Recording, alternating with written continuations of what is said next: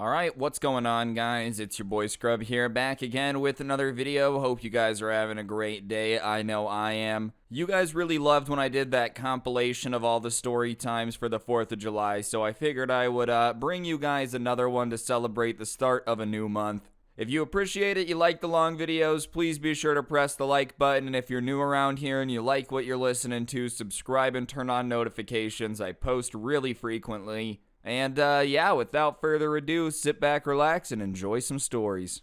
Alright, so this story time was sent in to me by a subscriber who goes to a very expensive private school. Their grandparents pay for it, they don't necessarily like it, but it is what it is. And at this school, there's obviously a lot of stuck-up rich kids that think that money literally makes you a better person. If you have $100 in your pocket, you are officially better than people who don't. And if you have $1,000 in your pocket, you actually gain the ability to fly. Listen, man, I obviously am not dumb. Money makes life a little bit easier. It's way better to be crying in a Ferrari than crying in, the middle of the rain. That being said, money doesn't make you literally a better person. Whether you got 5,000, 50,000, 500,000, 5 million, it doesn't really matter. We all still poop the same way. We're all still gonna die, so sure, I guess money can make life easier, but when people really think that their wealth makes them a better human, it's just stupid. But some of the kids at this private school would love to use their parents' money to win an argument, if somebody was fighting with them, they'd be like, well, I'm richer than you, I have 5 horses and you have 4.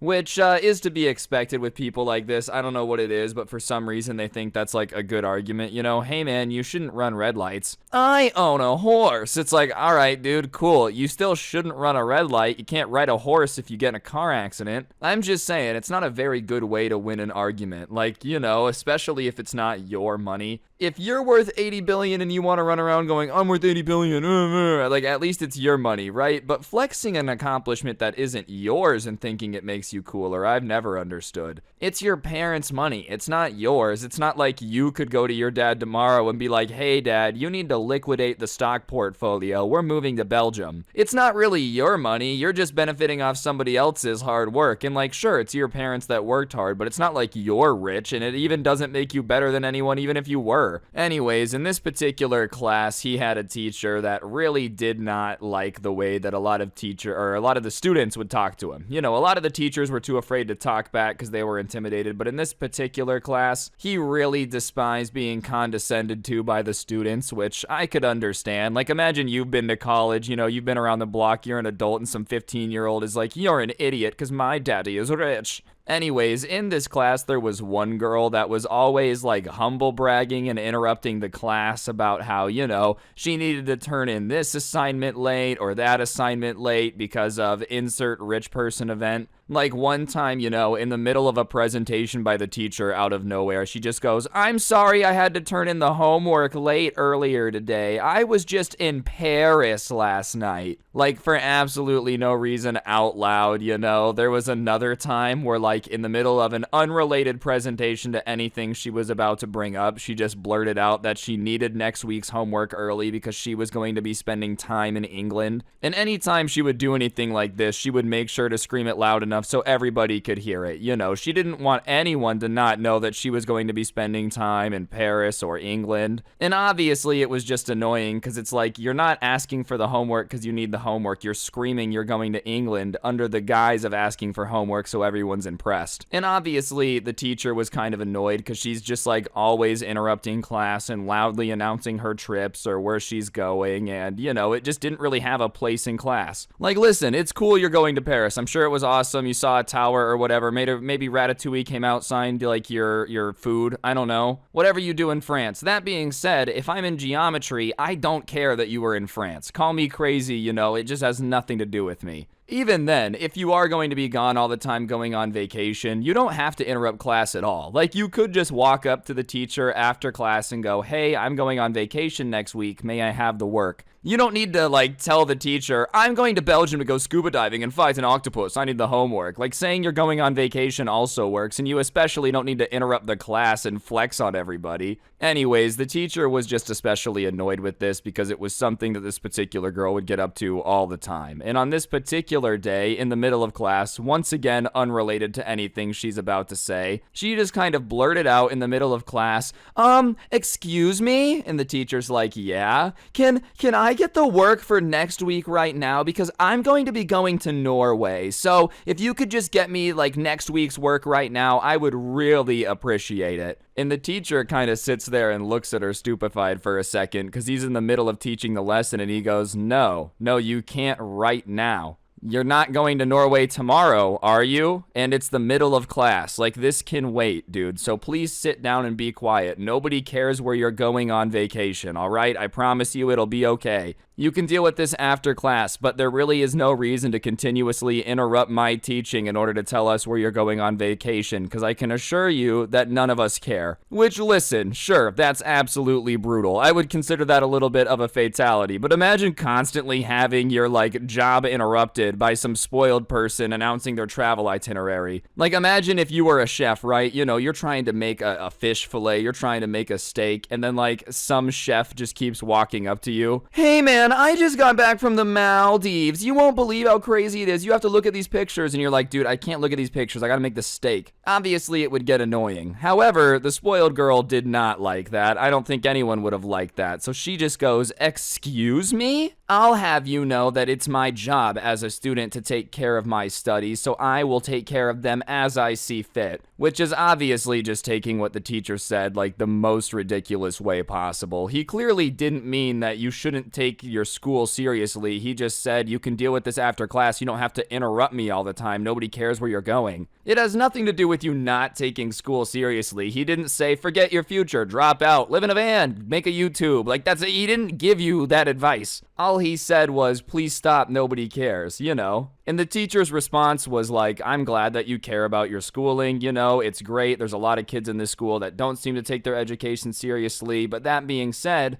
you don't need to scream out that you're going across the world in the middle of class and interrupt what I'm doing and demand that I get you the work. I'm not going to interrupt what I'm doing to fetch something for you. I'm not a dog. And her response is just, well, I pay your salary, so I expect you to get the work when I request the work, you know. You get paid more than a normal teacher at this school, and as such, you need to treat us with more respect. So if you want to keep that salary that I pay, then you're going to get the work when I ask for it. Which is just some of the most entitled behavior of all time, man. Like, listen, even if you are paying for private school, you just can't start screaming at the teacher and telling them they need to print work for you immediately. That's not really how it works. It just makes you look like you suck, you know? Like, the teacher will get to it when they can get to it, but you wouldn't go interrupt a bus driver in the middle of his route and tell him he has to print the bus route for you. Obviously, it's a little less high stake, but if you're teaching a class, you know, just standing up and screaming at him, demanding he go print stuff right then, is like getting his entire bus route off course, you feel me? And even then, alright, you're not the only person at this private school paying tuition. Everybody else in that classroom is also shelling out a metric crap ton of money to be there. So you're not the only one paying his salary. Everybody there is. So if they want to be paying attention and learning, then like, shut up. You're not the only person paying the salary. Sure, you can ask him to print it right then, but if everybody else says no, keep teaching, then like, it is what it is. You got outvoted.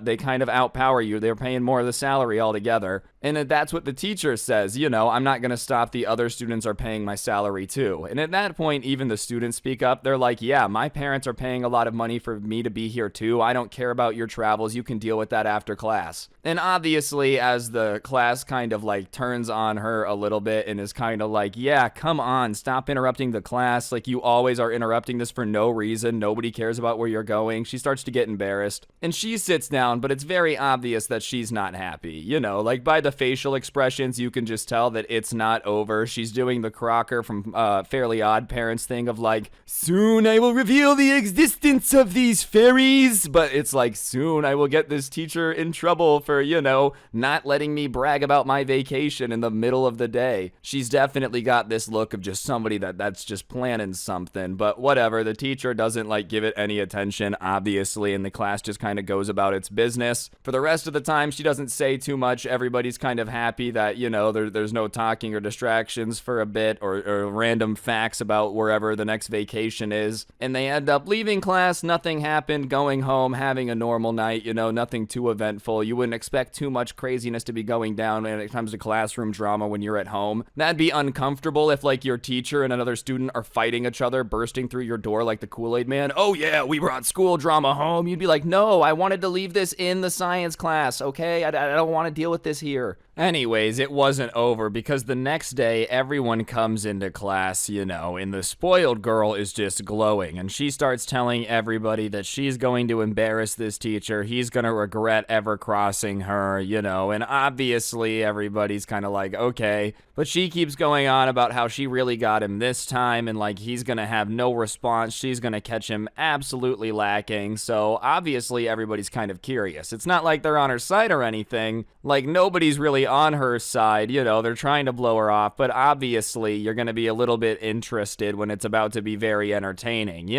We all agree that there's some TV shows where nobody's really the good guy on it, like Maury or some of the shows like that. But that being said, you can't help but admit it can be a little entertaining sometimes, so everybody's just kind of listening to her go on and on about how she's going to destroy him and blah, blah, blah. And finally, after the bell rings, the teacher ends up coming into the class, and she doesn't even give this teacher any time to like go sit down, have a sip of coffee, nothing. He's just immediately confronted by spoiled tea stinky head Washington herself, with some knowledge that she thought was gonna absolutely own him, but honestly just ended up making her look really, really creepy and desperate. Like in her mind, she thought what she was about to say was gonna be like boom bang, and everyone was gonna be like, oh my god, that was dope. And so what comes out of her mouth is, I know why you hate when I announce why I travel and where I'm going. It's because you're jealous and poor, and you're never going to be able to go to any of these places, so your natural response is to try to shut it down,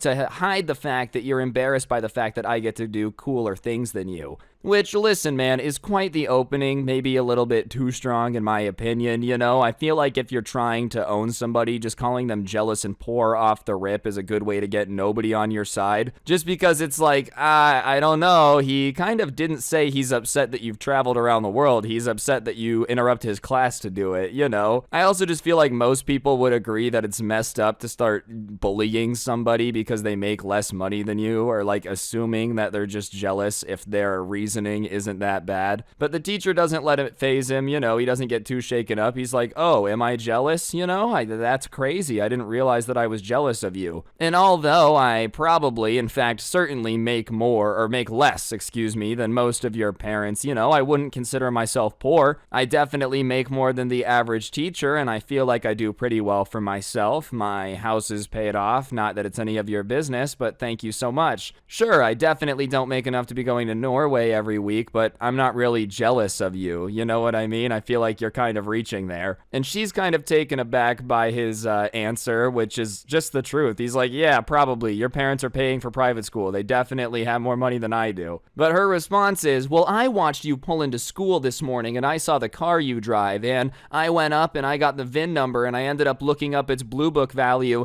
and I know that it's only worth $22,000. And I'll have you know that $22,000 for a car is nothing. And she folds her arm like she just won the battle. But listen, she doesn't realize it just makes her look nuts because she watched somebody park and then went and got the VIN number off their car to look up how much it cost. So the teacher says, you watched me park? That seems a little bit creepy and obsessive, and everybody starts laughing because it's true, dude. Like, you came to school early to sit in the teacher's parking lot, to figure out where he parked, to go over and figure out how much his car cost. And you didn't even just look up the model. You went and got the specific VIN number, and he says, sure, the value is $22,000, but I paid 20 grand. What's your point? And she's getting embarrassed now. She's flushed red because everybody's laughing at her, and the teacher's not shook. He's not really embarrassed or anything. And so she's like, you just hate when I announce that where I'm going and that I'm going on vacation because you can't afford to leave the country. You're just jealous and broke. And the fact that your car only costs $20,000 is just proof of that. That's all I need to say about that. That's why you're so angry at me. And the teacher isn't mad. He just kind of starts to explain this. He's like, listen, you have to understand, I just choose not to spend money on cars.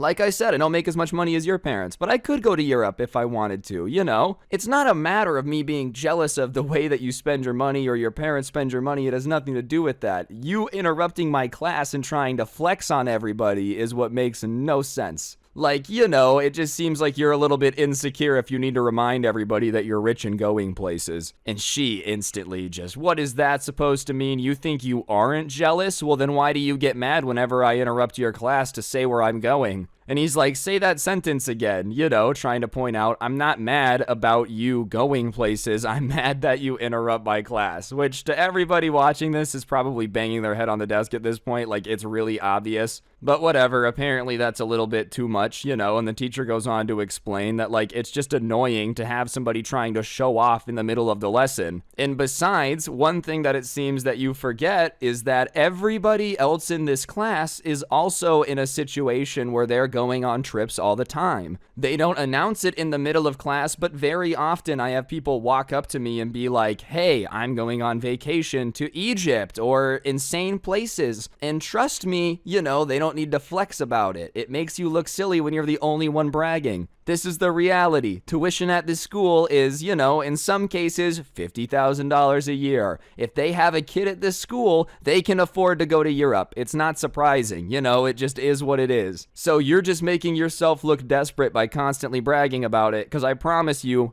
basically everybody else in your class has been on an equally cool vacation in the past 6 months, and you're just making yourself look cringe by bragging about it, which is just nuts to me. Obviously, the fact that there's an entire school where people can just be dropping 50 grand a year like it's nothing. But on top of that, like, that's low-key true, you know? I think there's a saying, it goes, money talk, wealth whispers. Yeah, if your school costs an arm and a leg, everybody there is probably, you know, doing pretty well. There's no reason to be flexing on everybody. And she's just sitting there stammering, obviously not knowing what to say to that because she just got absolutely eviscerated. There isn't really a comeback there, you know? And at that point, even the class starts to turn on her. One kid is kind of like, bro, you came to school early to watch him park and then took his VIN number? That's nuts. What's wrong with you? Like, I'll be honest, I was kind of on your side. I wanted to see you roast him. Me and him don't get along, but that's kind of weird. And then somebody else is like, yeah, not to mention, dude, what does the cost of his car have to do with anything? Do you feel like everybody has to drive around in a car that costs like $60,000? I don't understand.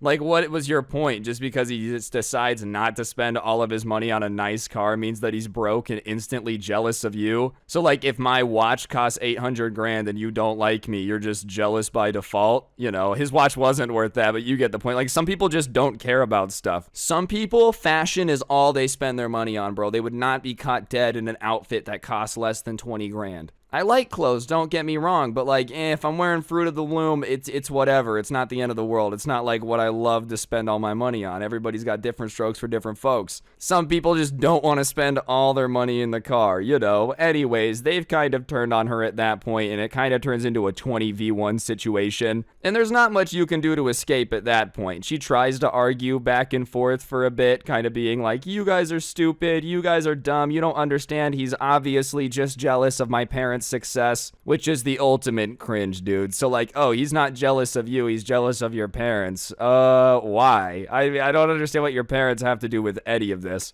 Alright, ladies and gentlemen, I gotta interrupt the video for a second. A lot of you guys have been asking me to put these up on Spotify, post more on Spotify. So I've gone ahead and made a podcast show on Spotify called Scrubs. It's not going to be different content, it's just going to be the story times from the channel, but they're going to be posted the same day as here, just a little later. So if you like listening offline, you know, you don't like listening or watching the gameplay, you like to listen at work, whatever it is, I will put that in the top comment down below. I'm going to pin it, so if you want to listen on Spotify, go there, and I will be keeping that super up to date, all right? No more like 3 months between storytime posts on Spotify.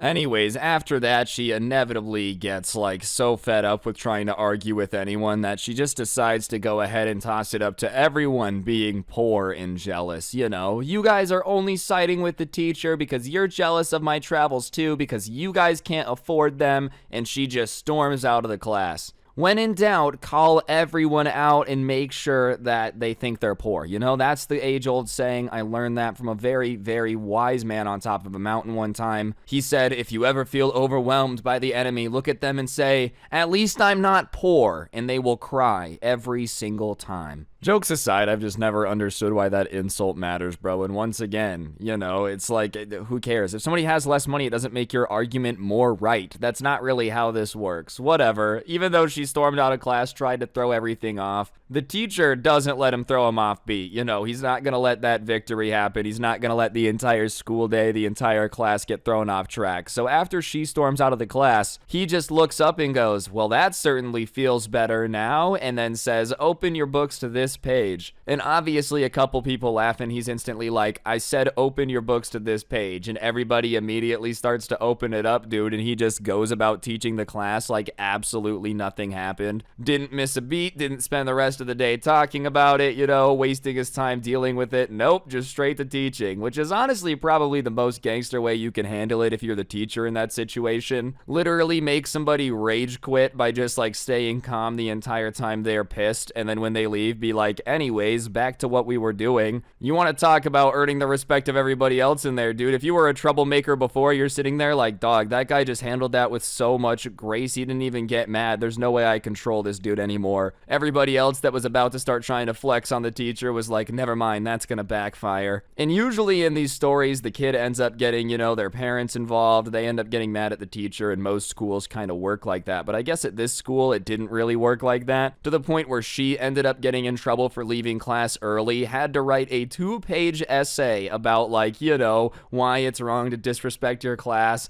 and then apologize and read it in front of everybody. That had to have been embarrassing, dude, having to hop up in front of everyone. My actions when I stormed out of the class were inappropriate, you know? And on top of it, the family went to Norway and she got to stay so she wouldn't miss school, dude. Honestly, good on the parents for not rewarding that type of behavior with a trip out of the country, you know? Oh, you want to call people poor and think that my money is your money, you know? I guess you're not going to Norway anymore unless you can find a way to pay for the plane ticket. Alright, so working at the movie theater was a pretty cool job. I mean, I got a lot of stories from it, but for the most part, day to day, it was chill. And I didn't really like working the concession stand personally. I would much rather have just cleaned theaters. I didn't really like dealing with people. I didn't like having to scoop the popcorn. I don't know why I chose to work at a movie theater. It's kind of like all you got to do. But, you know, I didn't hate it. I could do it. I could talk to people fine. And one day I walked in and saw that was where I was assigned, was to be working the concession stand. So I go up there, and all my coworkers are like, dude, today has been insane. It's been so busy. There was a new movie coming out. I can't remember what it was. It was a Marvel movie of some sort. Those all kind of blur together. But whenever it was a Marvel movie opening weekend, it was basically the most chaotic scene you could ever imagine to happen in a movie theater. Just like the lobby's so full of people. People are shoulder to shoulder. For whatever reason, 85% of people that come to comic book movies are fine, but 15% just decide not to shower, so the lobby starts to smell a little weird. But, you know, it is what it is. You just kind of got to deal with it. And so I'm working through this rush, and I'm not really recognizing customers anymore. Not that I ever would recognize them. But I'm just on autopilot. Like, my mom could have walked in and ordered something from me, and I would have just been like, okay, large popcorn, got it, got it. Like, I was just an autopilot. And I had hung out with a friend from my school a couple times, and he happened to live with one of his cousins. And so I had spent time with this guy like 2 or 3 times because I was hanging out with his cousin. I didn't know him very well. It wasn't like, you know, we had been besties forever. But I guess he had come in, stood in line, got to my line, and I didn't recognize him. Probably because I didn't spend a lot of time with the guy and it was really busy. So I'm just like, hey, what can I get you? And he just looks at me and goes, do you know who I am? And I'm like, no, I don't know who you are, but what can I get you? And he seems a little bit offended because he was with his date. And he goes, no, he knows me. He's just messing with you. And I wasn't trying to be mean. I just didn't really recognize the dude. He looked different. He had grown out his facial hair, so like he just did not look the same. And so I was like, I don't know who you are. I'm sorry. I'm not trying to be disrespectful, but I'm not trying to mess with you. Like, what can I get you? And the only reason I was not pretending to roll with it and just kind of being like, oh yeah, you, is because it was going to take forever to roll with it. And there was a line out the door. So I'm like, I don't got time to pretend that I know you, bro. Just like, tell me what you want. And he goes, oh, I'm Dudada's cousin. And I look at him and I can kind of recognize him after that. And I'm like, oh, okay, yeah, what's up, bro? Like, good to see you. And he's like, yeah, can we get 2 large popcorns and a couple drinks and candy? And this man starts an insane order. And I'm like, oh, okay. I mean, you're going to be spending a lot of money. That's cool. I would not personally be buying snacks at the movie theater. Even after I worked at a movie theater, 0 out of 10 would not pay for anything at the movie theater except popcorn because it's just going to be fresh. Yes, it's overpriced too. Popcorn's so much cheaper at home. Yeah, all right. But like candy and stuff, just sneak it into the movie theater. Are you kidding me? You're gonna pay $27 for a bag of M&Ms? Okay. I worked there and I wouldn't have done that. And that is how they make all their money. That is how they make their money. What was I trying to say? That is how they make their money. Like, they don't really make a lot of money off ticket sales. Most of it's made off of selling you crap. But anyways, I'm on a rant now.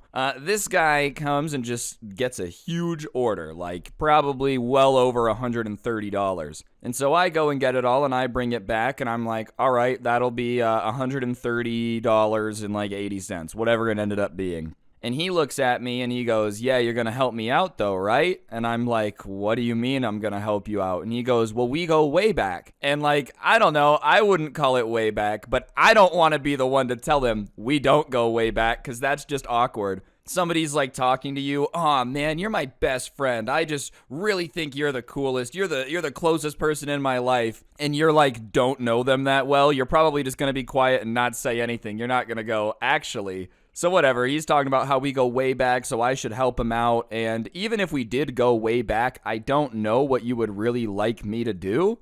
I can use my employee discount, sure, but there's no way I'm going to be able to use it on an order of this size, and you're not even like my family, and I'm not supposed to do it for my friends. Like, I would do it sometimes, but it's not like it was what I was supposed to do, so I'm not just going to do it for this guy. So I tell him, I'm like, yo, I can't do anything. My manager's been really strict about it. I don't want to get fired, so I can't help you out. And he gets a little angry with me, and he's like, come on, man, I know you can do something. Like, help me out. I can't afford this. And at that point, I get mad because I'm like, dude, like, if you can't afford it, why did you get it all? Nobody cares if you can't get 8 bags of candy, 3 large popcorns, 9 sodas, and like a theater. You're going to just buy the whole theater while you're at it. I don't care that you can't afford it, but why did you make me go get it if you can't pay for it? So I'm irritated and I tell him, well, if you can't afford it, then you shouldn't have ordered it, which I think's pretty fair. I don't think there's anything that wrong with that statement. And he goes, well, I thought you were going to be a good friend and help me out. And at that point, people are starting to like look over because he's starting to get a little heated. So there's eyeballs our direction. And so I don't want to cause drama. And I'm like, listen, I can't help you out.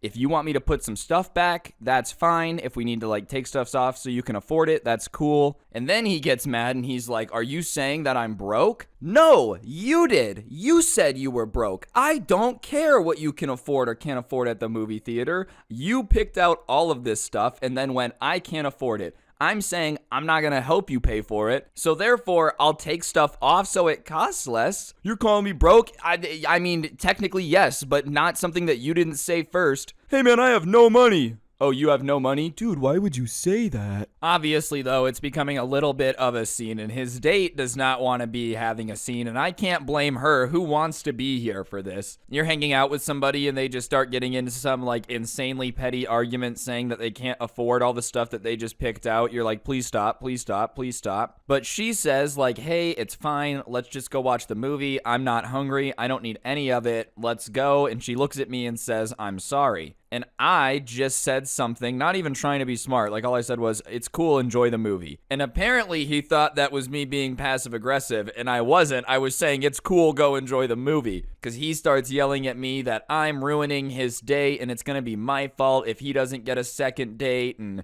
I better be prepared for his cousin to not be my friend anymore because I'm ruining his date. And listen, dude, I'm not in charge of you getting a second date, like, because I was going to be the guy to serve you popcorn If she didn't like you, that's on me. I just don't really understand, I guess. She's definitely not gonna like you after this. Yeah, everything was fine on our first date until we got to the movie theater and he just started freaking out over literally everything, man. Anyways, he's ranting about how I'm ruining his date, so I stop him and I say, hey, I'm not trying to ruin your date. I don't want to be involved in your date. Just go watch the movie. It's cool. You don't got to worry about it. And he goes, well, give me my stuff that I ordered. And I say, I can't give it to you because you didn't pay for it. And almost like Groundhog Day, as if we were just going to sit here and literally do this for the next 60 years until we turn to dust. He goes, well, why can't you help me out? Like, bro, we just went over this. We literally have been through these steps.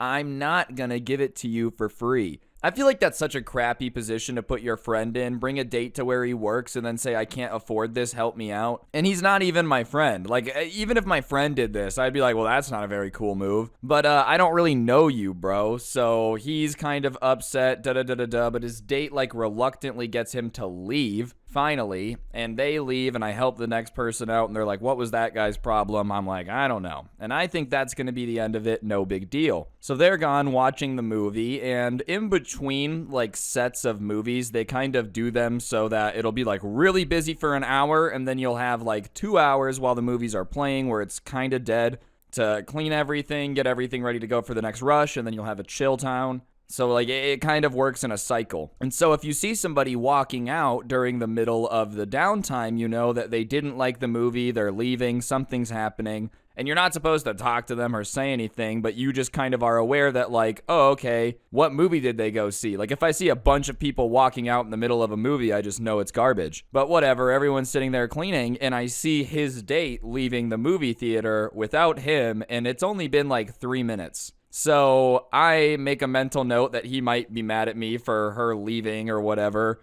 I didn't do anything, but I'm just like preparing for him to come over and start yelling at me about it because he did earlier. And I'm kind of just doing my thing, and I hear someone come out and come over to the desk where they take the tickets, and they say, hey, we have someone who's causing a problem in the theater. And they say, what theater is it? And they say, it's da-da-da-da-da for the Marvel movie. The guy was arguing with his date and she left, and now he's crying in the movie theater. And I'm like, bro, please tell me this is somebody else. Please tell me somebody else's date left and there's someone else crying in the movie theater, because this is just too much. You get into a fight with me. You keep the fight rolling with your date, who there's no reason to fight with, into the movie theater. In the middle of the quiet movie theater, she leaves and you're like, I'm just gonna sit here and cry. So whatever, the managers come over and they ask me and a couple other guys to go check it out, and we're like, okay. So I hop over the counter, we start going to the theater, we go in, and before we even get around to like being able to see where the seats are, we hear someone being like, I hate this theater, and we're like, oh my goodness, this is gonna be a crapshoot. So we come around the corner, and the oldest guy that was like in the group of workers that was coming in had a little flashlight, and he shines it. Sure enough, my friend's cousin is sitting there just yelling, crying, like snotty-nosed crying about how he hates this theater and we ruined his date. And listen, I don't know why he thinks we ruined his date, but I'm going to give all of you some advice. No one wants to be argued with in a movie theater, especially on a date. I don't think people go on a date to try to argue. I don't think it's like, oh, I love dating because I just get to fight with everyone. No, I don't think that's on the list. And you don't want to fight with anyone in a movie theater. And I feel like if like my date walked out, hypothetically, I'm on a date, I'm at the movie theater, she leaves, I'm just gonna go home. I'm not gonna sit there in that movie theater with all these people. Bruh, they just watched my date walk out after we got into a giant argument. I'm supposed to just sit there and pretend everything's all good. He didn't even sit there and pretend everything's all good. He started freaking out. Like, did you think all the strangers in this movie theater were gonna go, oh my gosh, run after her into the hallway? Don't leave, he's so sweet. The flashlight hits him and he's like, what do you want? And the worker that I'm with, the guy with the flashlight, says,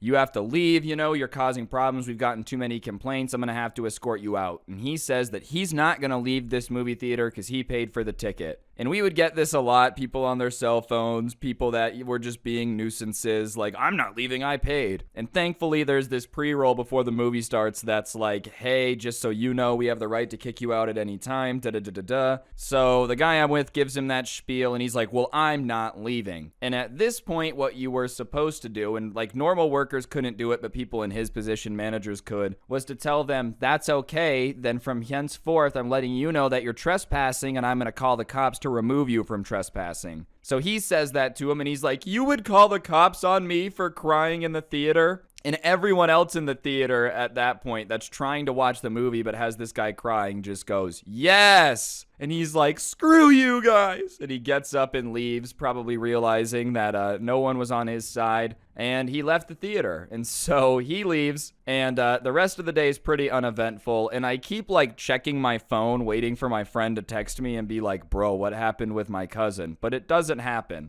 And so a couple days later, I'm at school, and I see my friend, and I say, hey, dude, I'm really sorry about what happened with your cousin. And he goes, listen, I'm really sorry. Every time that guy goes out in public, he goes to a store, he goes to an event or something, he finds a way to get into fights with the workers. I don't know if it's like a subconscious thing, a conscious thing, if he just tries to like arguing to look cool or something, but he apologizes to me saying the reason his cousin's always hanging out at his house is because no one likes going places with him because he always does this. Which I don't know what's up with that, bro. I don't know what type of therapy you need if you just feel a need to argue with the manager everywhere you are. I'm at the beach and I'm pissed because there's no management in nature. I don't know. I feel like arguing with the manager is the crappiest thing. If I have to argue with a manager, then like you basically have to be giving me the worst service of all time. If I'm going to get into it with the manager, 9 times out of 10, if the service is bad, I'll just leave. As for the work side of things, the guy who kicked him out thankfully saw it all and was like, nah, that was really crazy and absurd. Because otherwise they might have been like, what did you do to him when he was getting popcorn? I don't know, man. I just wanted him to pay for it. Today I've got a story time that was sent in to me about a kid who was hanging out at the skate park and almost ended up throwing hands with an emo kid who thought he was the coolest dude of all time. You know, just one of those guys who thinks he's the modern day equivalent of a Spartan, but also emo, just an interesting combination. Anyways, the guy that sent this in to me was a regular at the skate park, and he would go basically every day after school, and because of that, he kind of got to know everybody else that would be at the park regularly. And for the most part, the park was very, very peaceful, and there was never really any issues. No one ever stole anything. No one really fought. Up until this day, he thought it was actually one of the better skate parks he'd ever been at in terms of like the community of people that would skate there. But on this particular day, he showed up and there was a group that he had never seen before. And you know, he didn't think much of it at first because who cares? It's a skate park. People can be there that you've never seen before. It wasn't weird that people were there, but it was just like 5 or 6 emo dudes sitting on the grind box near the entrance, just kind of sitting there. No one was skating. And he thought that was kind of weird that a group of like 6 people were just sitting here. He didn't even see any skateboards, but they're just kind of sitting on the main box. So not all of his friends were there yet, and obviously, like, not thinking much of it, he just kind of started skating, wasn't that worried about it, and was just blowing time until his friends got there. But as he's skating around, just warming up a bit, he can't help but shake the feeling that, like, he's being watched, you know? It feels like something's just kind of creepily looking at him, so he starts to look around, and he realizes that every single emo kid is staring at him, dude, like a pack of owls. Imagine just looking into the tree line and seeing 7 owls sitting there all staring at you. It's just a very creepy feeling.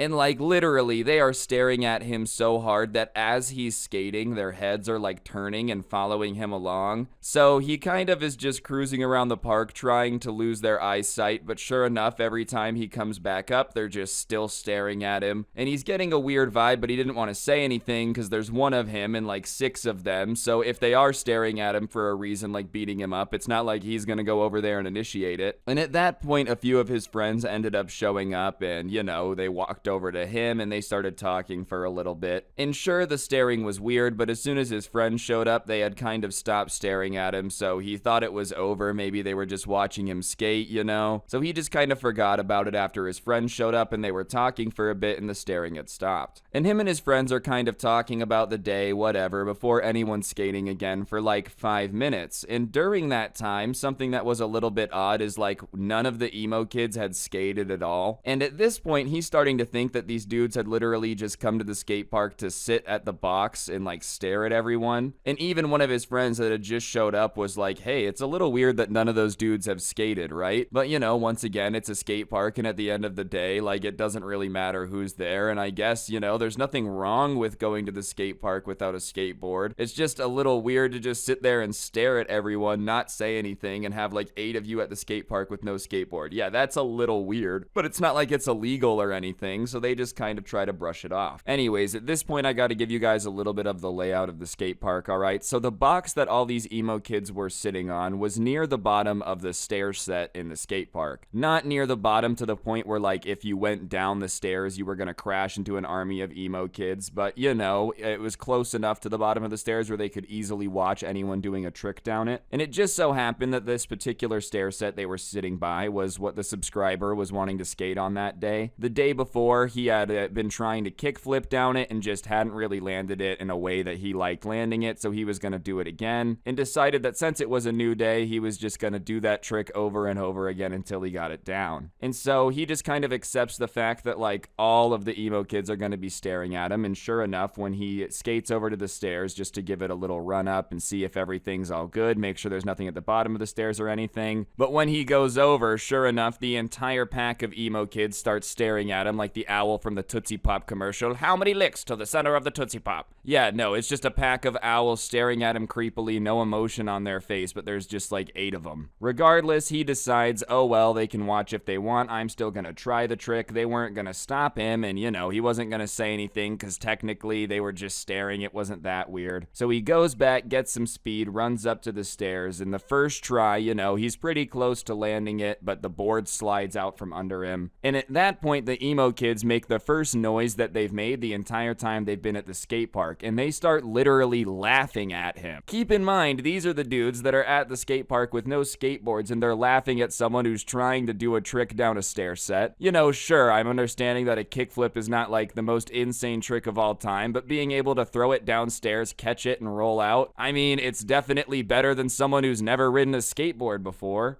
And one of the emo kids shouts out something about how, like, he really sucks at skating or something like that, and the subscriber decides that he's just going to ignore it. He didn't want to give them a reaction. He knew the entire situation was kind of weird, so he's like, whatever, okay, I guess I didn't land the trick. I'm just going to keep going until I do. And honestly, I'm going to give the dude credit for staying calm. At that point, I probably would have been like, why are you weirdos here just staring at everyone? But the fact that they were, like, laughing at him, saying he sucked, he was starting to get pissed off. He ignored it this time, but obviously in his mind he's like, okay, if they say something again, I'm gonna say something back. Anyways, he just kind of brushes it off and goes back up to the top of the stair set to try again, and this time he goes, gets a little bit more speed, and starts running up to the stairs again. And as he's running up to the stairs, one of the emo kids, the one that had screamed that he sucked, runs out and stops right in front of the bottom of the stairs. And it's like a little bit too late. He's already got too much speed, he's too close to the stair set, and he's already like bending down into the position to do the trick. Like, you know how you kind of gotta bend your knees a little bit and get low to pop the board up? So it's just too late. So he sends it, and as soon as he gets into the air, he kicks the board out so that way it won't hit this guy. So it goes sliding off to the left. But he, at that point, is already in the air, so he just kind of keeps going, and he smashes into the dude at the bottom of the stairs. And obviously, he's got a little bit of force behind him because, like, you know, he's falling down a path of stairs that for some reason you ran out into the bottom of. But as soon as he smacks into him, he hears the entire group of emo kids start yelling like, what's wrong with you, bro? Why would you hit him? What's your issue? And the subscriber jumps up from like running into the guy and falling over off the bottom of the stairs and is like, dude, that's not my fault. You guys are mad at me? Why is he just like running out into my path? Like, what is your guys' problem? Are you guys for real? You're seriously gonna blame me for that? Because let's be honest, if the guy would have just not ran out into the front of the stairs, there would be no reason for him to have been hit by the dude falling down the stairs. Like, seriously, you obviously know what trick he's trying to do because you just saw him do it and laughed at him. Why in the world are you going to run out to the bottom of the stairs you just saw him jumping down? And at that point, the emo kid that had ran out to the bottom of the stairs pops up and he shoves the subscriber from behind and is like, bro, what's your issue, man? Why would you hit me? And at that point, he's like, all right, I guess we're gonna fight, you know? You guys are being weird. Now you're gonna shove me and like try to turn this into some big issue. So he turns around to the emo kid that had just shoved him and reaches his hand back to hit the emo kid. And at that point, he just like, you know, sees out of the corner of his eye the entire group of them coming over to him. And so he yells out, hey guys, I need help. So his friends start coming over to him. And like, you know, obviously this had kind of thrown off the punch because there's all this stuff going on. So his friends get there and like shield their leader. I don't know if it's their leader, the emo kid that had just gotten knocked out. They like shield him like a group of bodyguards clad in Hot Topic gear. You know, for a group of people that apparently hate their lives, they were doing a dang good job of protecting it. They seriously could have been a security detail for an ambassador or something, the way they like shroud this dude. And so at that point, there's kind of the two groups facing off because his friends get there. And the emo kid that he had hit, you know, that had shoved him, is now going absolutely insane. Keep in mind, the punch that the dude was going to throw didn't even get out because all of his buddies got there and like shielded him from it. So there's no reason for him to be going insane. He's just shoved this dude and ran out in front of him. But obviously all of his friends are holding him back now and he's just like, you know, doing one of those I'm going crazy because I'm being held back and can be super tough. Let go of me, you know, don't hold me back. I will destroy this dude so fast. You think I'm afraid of this loser? You know, I will destroy him if we were to fight right now, which is very tough talk for someone being held back. And so the subscriber is like, yeah, bro, you think you would destroy me? You want to shove me and like jump in front of me when I'm doing a trick? Let's go. Like, let's fight. Come on, tell your friends to let go of you. And his entire crew that's like backing him up, the 6 emo kids, right, that are holding him back, are like, wow, man, please stop escalating the situation. Which, listen, at this point, it's pretty hard to escalate it any further. Obviously, he shoved him. He's now saying that he's going to destroy him. Wow, for some reason the word destroy would not come out of my mouth. What is him saying, okay, let's fight, really escalating the situation any further? You know, I mean, technically, sure, it's escalation, but your friend is the person that launched the first nuke. You can't blame the country that fires 2 nukes back in that situation because you fired the nuke in the first place. So regardless, the subscriber just kind of starts to like yell at the dude and be like, dude, you're so mad, but I just got a question for you. Why would you run into my path? You knew what the trick I was doing was. You knew I was going to come down the stairs. Like, why would you run into that path? I just don't understand. And the emo kid, who's still being held back by all of his friends, is like, yeah, I thought you were a good enough skater to stop, but I guess not, dude. Like, I was trying to test you. Which makes literally no sense, man. You were trying to test him by running into his path at like the last second when you know he's trying to do a trick that immediately puts you in the path of being hit. That just sounds like being stupid with extra steps, you know? Like, this guy really came to the skate park to sit and stare at everyone, except for when he can run into the path of someone doing a trick because he's the skate judge, and he decides whether or not you actually have skills based on whether or not you stop before you hit him.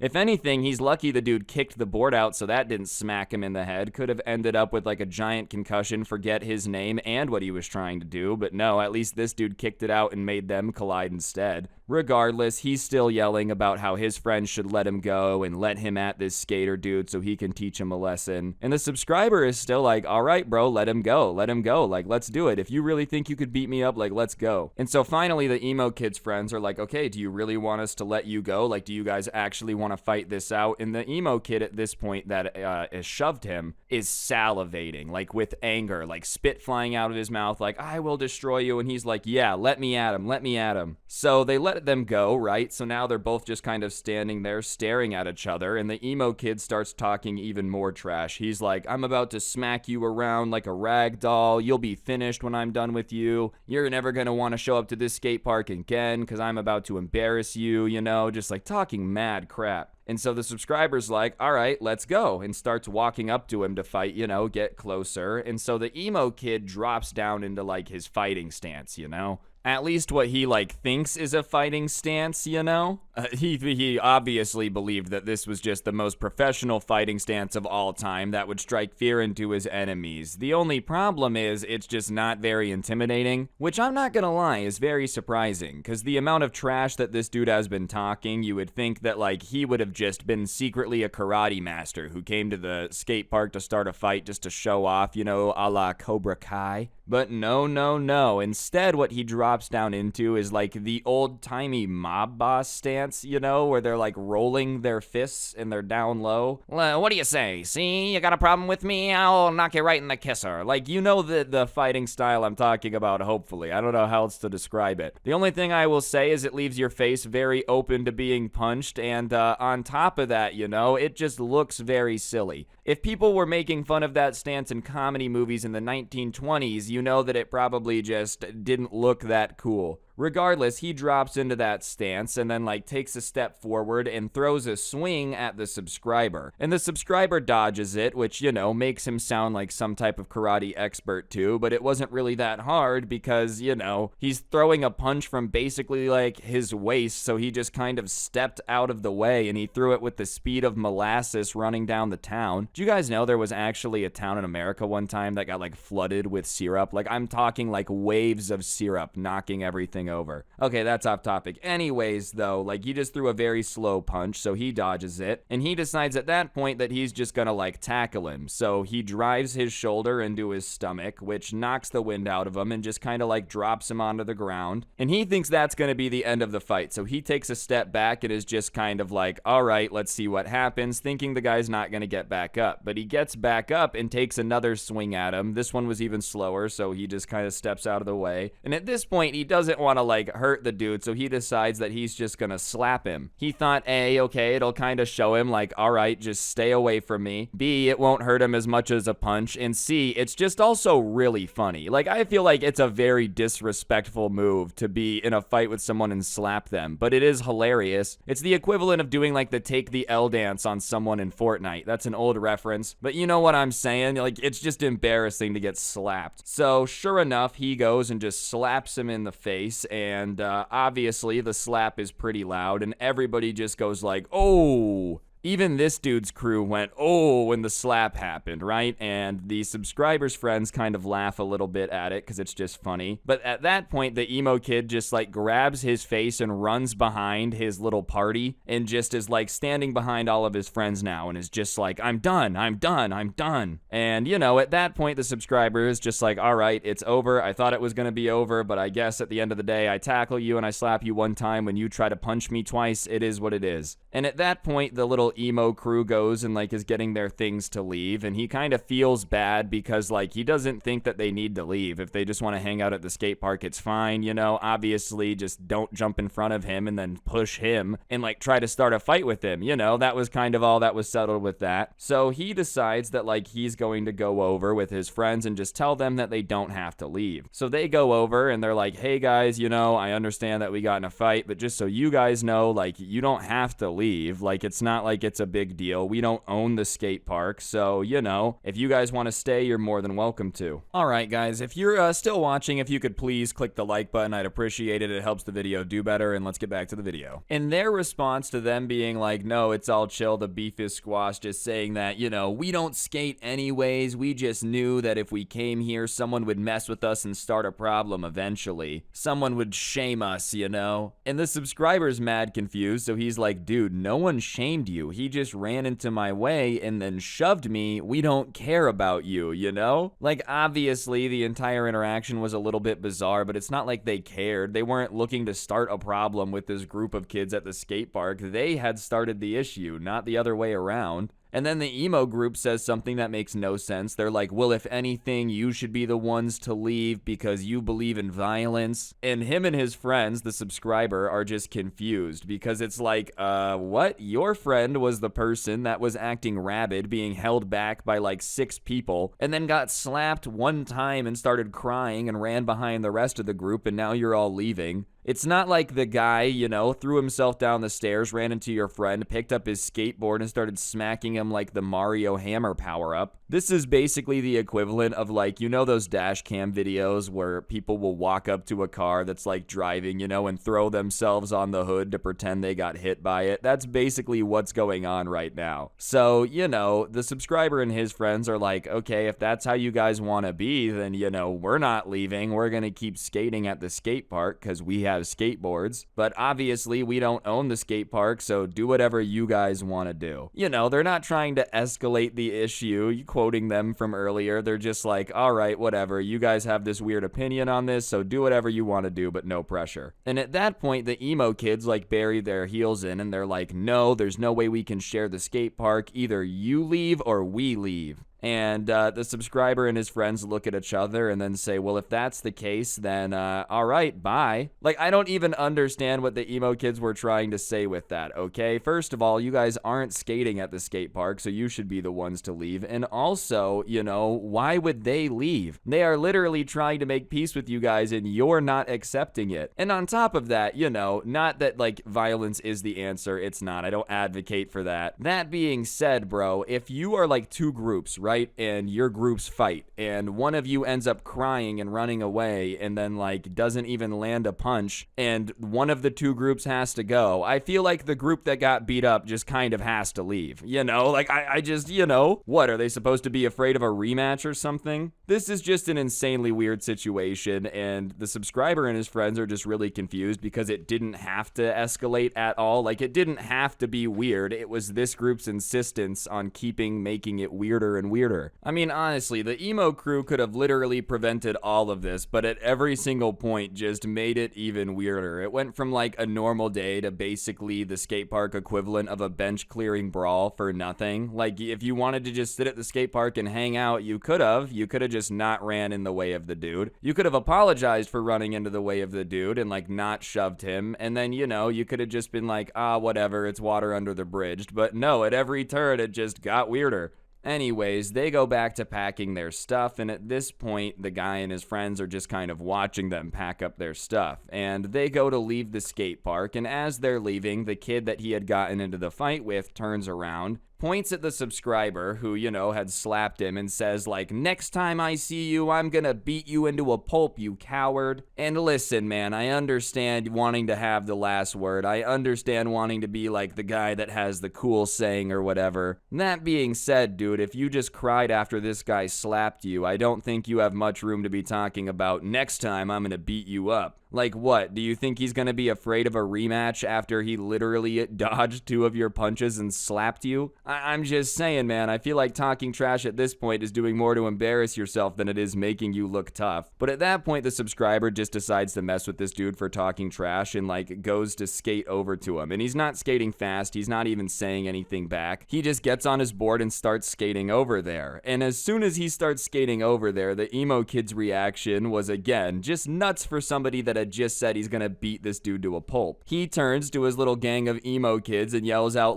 run! He's skating after us, run! And him and the entire crew look back and then just start sprinting out of the skate park. Literally all of them are in a full-blown sprint to get away from this dude. Keep in mind, he's not even trying to catch up with them. He literally just skated that direction to see what they would do and mess with him. So obviously, the subscriber starts laughing because these dudes are just freaking out and running as fast as humanly possible away from someone that's not even really a threat at all. And so he goes back to his friends and they walk over to the fence where they can kind of see down the road a little bit, and they just watch these emo kids keep sprinting for an insanely long time, at least a quarter of a mile to the end of the road where there's this traffic light. Which is a pretty far run, especially considering the fact that he wasn't skating after them and chasing them. Alright, I guess it's not that far to run if there's actually some dude skating after you who's crazy with a baseball bat. Yeah, you better be able to run a quarter mile. But I'm just flabbergasted that the entire group ran that far as fast as possible without a single person looking back.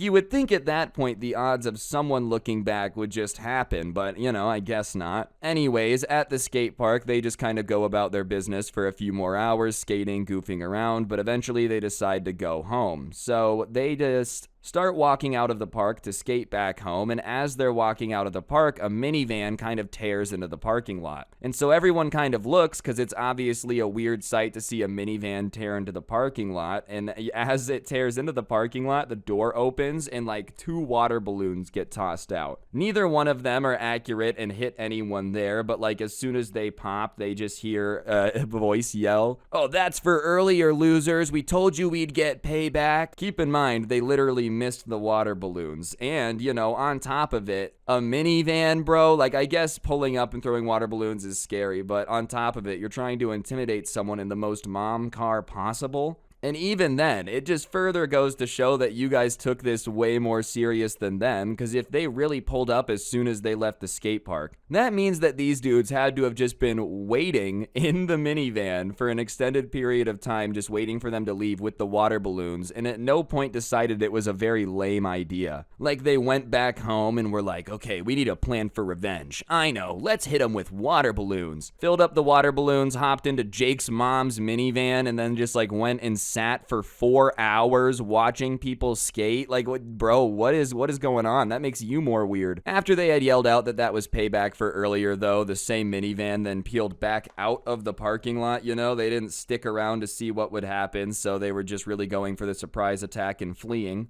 And yeah, none of the skaters or anyone was really that pressed about it because they didn't get hit by the water balloon. If anything, they were just more confused that they had really taken the time to come back and do that. I feel like it's almost flattering. Like when beef is extremely one-sided, it has to be complimentary to the person that the beef is with, you know? Like imagine being a 40-year-old man and someone walks up to you in Walmart and they're like, I bet you remember me. And you're like, who are you? And they go off about how when you were in first grade, you tagged them and, you know, they tagged you back, but you said no tag backsies, which was against the rules, and ever since then they've hated you. And you're like, bro, that's kind of weird because I still don't know who you are. I don't remember that. Like, you know, that's the equivalent of this. They really spent their entire day hatching up a plan for revenge on a bunch of people that weren't thinking about them, bro. But yeah, that'll do it for the video. Be sure to press the like button if you enjoyed, you know, slap the like button so hard that it cries or something. I would appreciate it. It helps the video do better. And if you made it this far, you should also go ahead and comment the word, I don't know, let's do poop sock down below. If you have a poop sock or you made it to the end of the video, either or, be sure to comment poop sock down there. It helps the video do better. And yeah, other than that, if you really want to help me out, I do post the audio versions of these story times on Spotify for you guys to enjoy, so feel free to check that out. Link will be in the description. And one last thing, I went ahead and made a playlist here on YouTube of some of my favorite videos that I've released this year so far. So if you want a playlist to listen to while you do homework or whatever, that'll also be in the bottom of the description, so give it a listen if you want. But yeah, on that note, guys, that'll actually do it for the video. Don't get anyone pregnant. If you do, make sure they are hot, and hopefully I will see each and every single one of you guys next time. I'm out. Peace. Alright, we meet again. Anyways, guys, as I said, this was a story time that was sent into me by a subscriber, and this particular subscriber had one of the classes where he sat in like the table made out of desks where you kind of are all facing each other, and it's a group of 4 people. And you know, he didn't really know the people he sat with too well, but obviously whenever there was a group where they were together, and the teacher came in on this particular day and said, alright guys, instead of the normal, you know, book lesson, today I've decided to do something fun, and I've organized a scavenger hunt for you guys to do today. Now, you know, I haven't been in school for a bit, so like maybe things have changed, but that being said, I feel like a scavenger hunt is a pretty fun way to spend the school day, you know, compared to like doing worksheets in a classroom. I feel like having a teacher go out of his way to set up a scavenger hunt and then, you know, let you guys do it's a pretty cool teacher move. It beats sitting in a class all day. Apparently, though, that's not the universal opinion, because one of the people at this subscriber's table, that we're gonna name Gerald for the rest of this story time, was apparently disgusted by scavenger hunts, alright? Think of something really disgusting, you know, a tomato with some mold on it, your grandma's feet, whatever it is you need to think of to maybe dry retch a little bit. That's how disgusted Gerald was at the fact that his teacher even suggested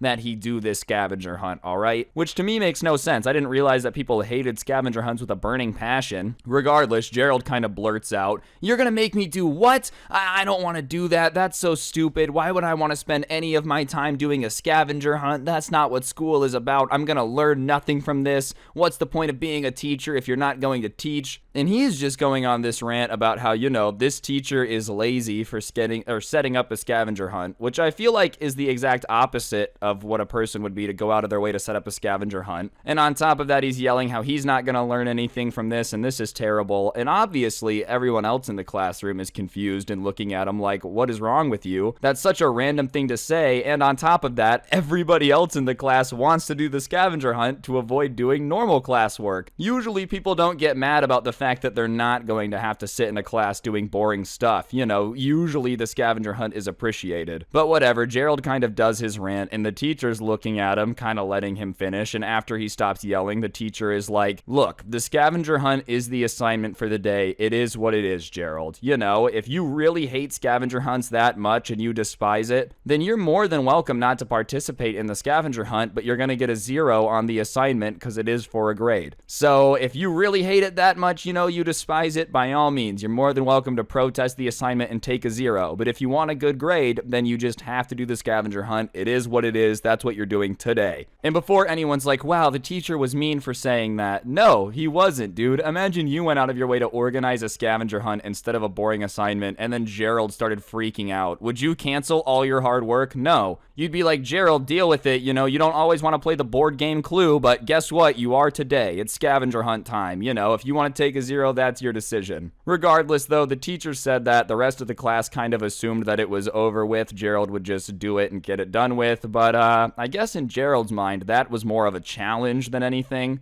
Because he replies to the teacher and is like, "I'm gonna make you regret making me do the scavenger hunt," which is probably the weirdest threat that teacher has ever heard in his life. As far as things that you expect to be threatened with, hey, give me my money or you're gonna regret it, that's a little bit normal. If you make me participate in this scavenger hunt for a grade, then you're gonna regret it. It has to be up there as one of the least threatening threats ever made. And the teacher, obviously not intimidated by Gerald being like, "If you make me do this, then you'll regret it," looks at Gerald and says, "You know what? I'll take my chances. If you end up making me regret it, then so be it." Obviously, by the end of this story time, maybe the teacher would have regretted it a little bit, but I don't blame him for saying it in that moment. Because as a teacher, you can't let a kid punk you like that. And on top of it, he didn't know that Gerald was insanely nuts and meant it. Whatever, at that point, the class kind of quiets down and the teacher goes about handing out this worksheet that's for the scavenger hunt, And basically, the instructions were that you needed to go around the school, find the answers to these questions with your group, which was the table you were with, and, write them down and turn it back in by the end of the class period. And if most groups didn't finish, they would continue it the next day. Pretty simple instructions, nothing that wild. But the one thing that everybody is kind of crap about at this particular table that sits with Gerald is the fact that,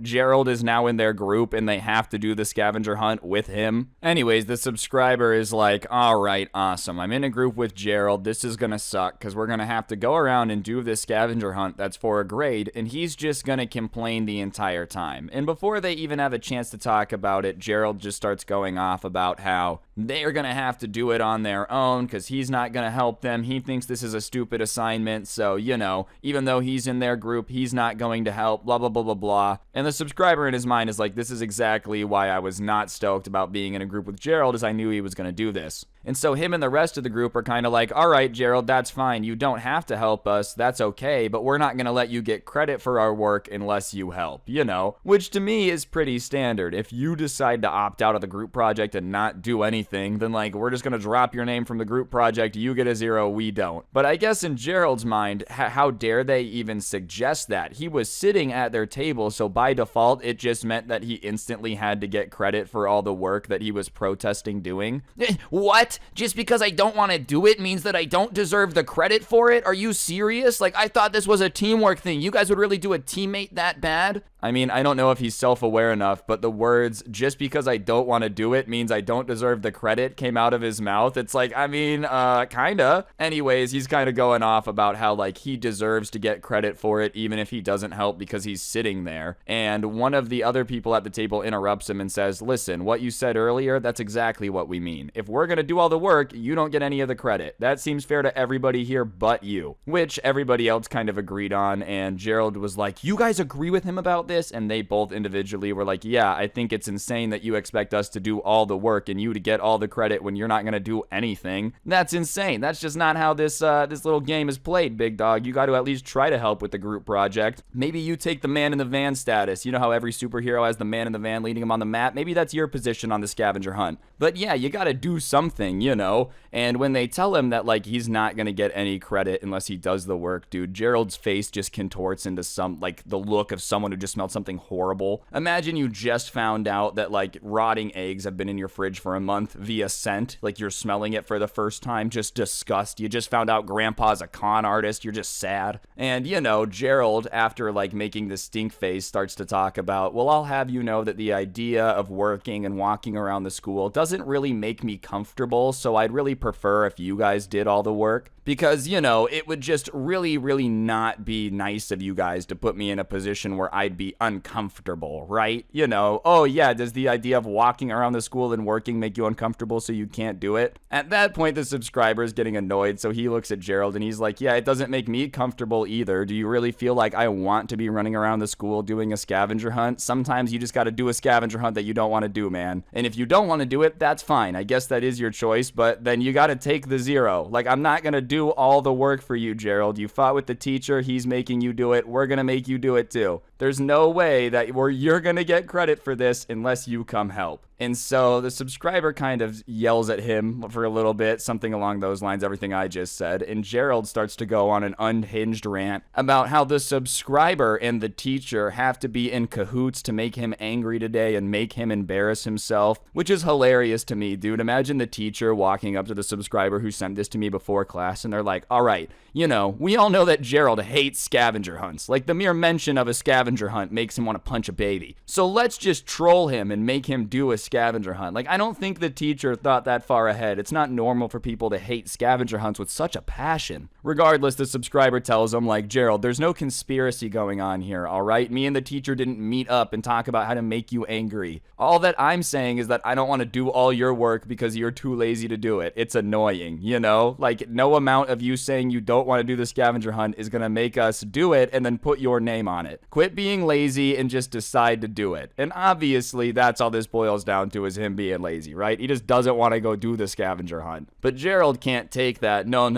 So he just starts another rant about how, like, if everyone thinks he's lazy, then he's going to do something that'll make the entire school know that he's not lazy, and they'll just have to wait and see what he decides to do, but they're going to regret calling him lazy, and he goes to run off away from the group. I think in his mind, you know, it was going to be this big mysterious, like, where did Gerald go? He ran away from the group. The only problem was Gerald wasn't exactly like Speed Racer out here, and so he tries to run off quickly. It's very not quick because A, he runs slow, and on top of that, the run just kind of looks funny. And so they're kind of watching him run away from the group because they called him lazy, and now he's going to, like, get revenge on the school or something. And they see him run up the stairs and into the bathroom, kind of like on the upper level of their courtyard above the lunchroom. And they're like, all right, I guess if that's going to teach us a lesson, that's fine. At least he's not bugging us anymore. And for the most part, they just assume that he had gone to, like, sit in the bathroom for the rest of class and ignore them and just not really deal with it. So they're like, all right, it's just one less annoying thing we have to deal with. Let's go do the scavenger hunt. So they start walking around the school doing the assignment the way that they were expected to. And they get it done pretty quickly, mainly because Gerald's not there to be complaining and yelling about it the whole time. And it wasn't like it was an insanely complex assignment. You know, it's a scavenger hunt the teacher made so that way most people could do it. It's not the national treasure stealing the Declaration of Independence or anything. After about 30 minutes, though, they're all done and they start walking back to that class to turn everything in. But the path that they have to walk on this class, they have to go back through the courtyard and past the stairs where Gerald had ran upstairs into those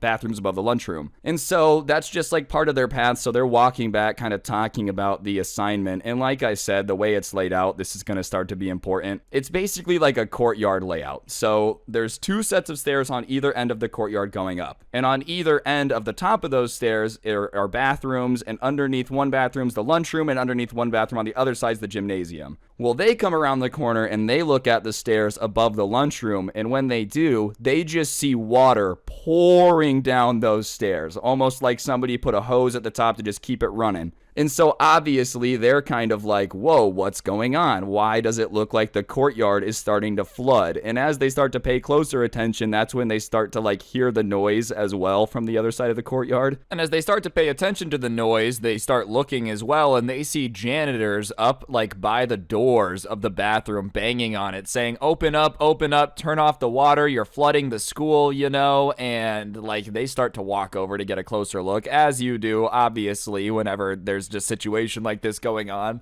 Your first thought isn't, let me go the opposite direction. Like, oh, someone's flooding the bathroom and the janitors are trying to get in and turn it off. This could be interesting to watch. Grab the popcorn. That's more of the reaction I expect. But immediately this group is like, I bet you Gerald has locked himself in the bathroom and is now trying to flood the school to teach us a lesson. Which, yeah, is about as stupid as it sounds, dude. Like, let me get this straight. You didn't like the fact that the teacher gave you a scavenger hunt. So in your brain, you were like, meh, I should flood the school. I mean, whatever floats your boat, Gerald, but that just seems like a little bit of an overreaction. You could have just done the scavenger hunt and, like, gone to the next class an hour later. Now you're just getting yourself in a tricky situation. As they're getting closer to the stairs that are flooding, though, they see how bad it is. There's literally a pool of water on the stairs. The bottom of the stairs, it's running down everywhere. There's like a huge pool of water under the door. And it's like to the point where they can hear the water running from the bathroom because it's all the sinks, you know, all the toilets. Basically anything that can flood water is currently clogged and flooding water out of the bathroom that they can't get into, and out from under the door is just coming water, right? And so they're kind of standing there watching it,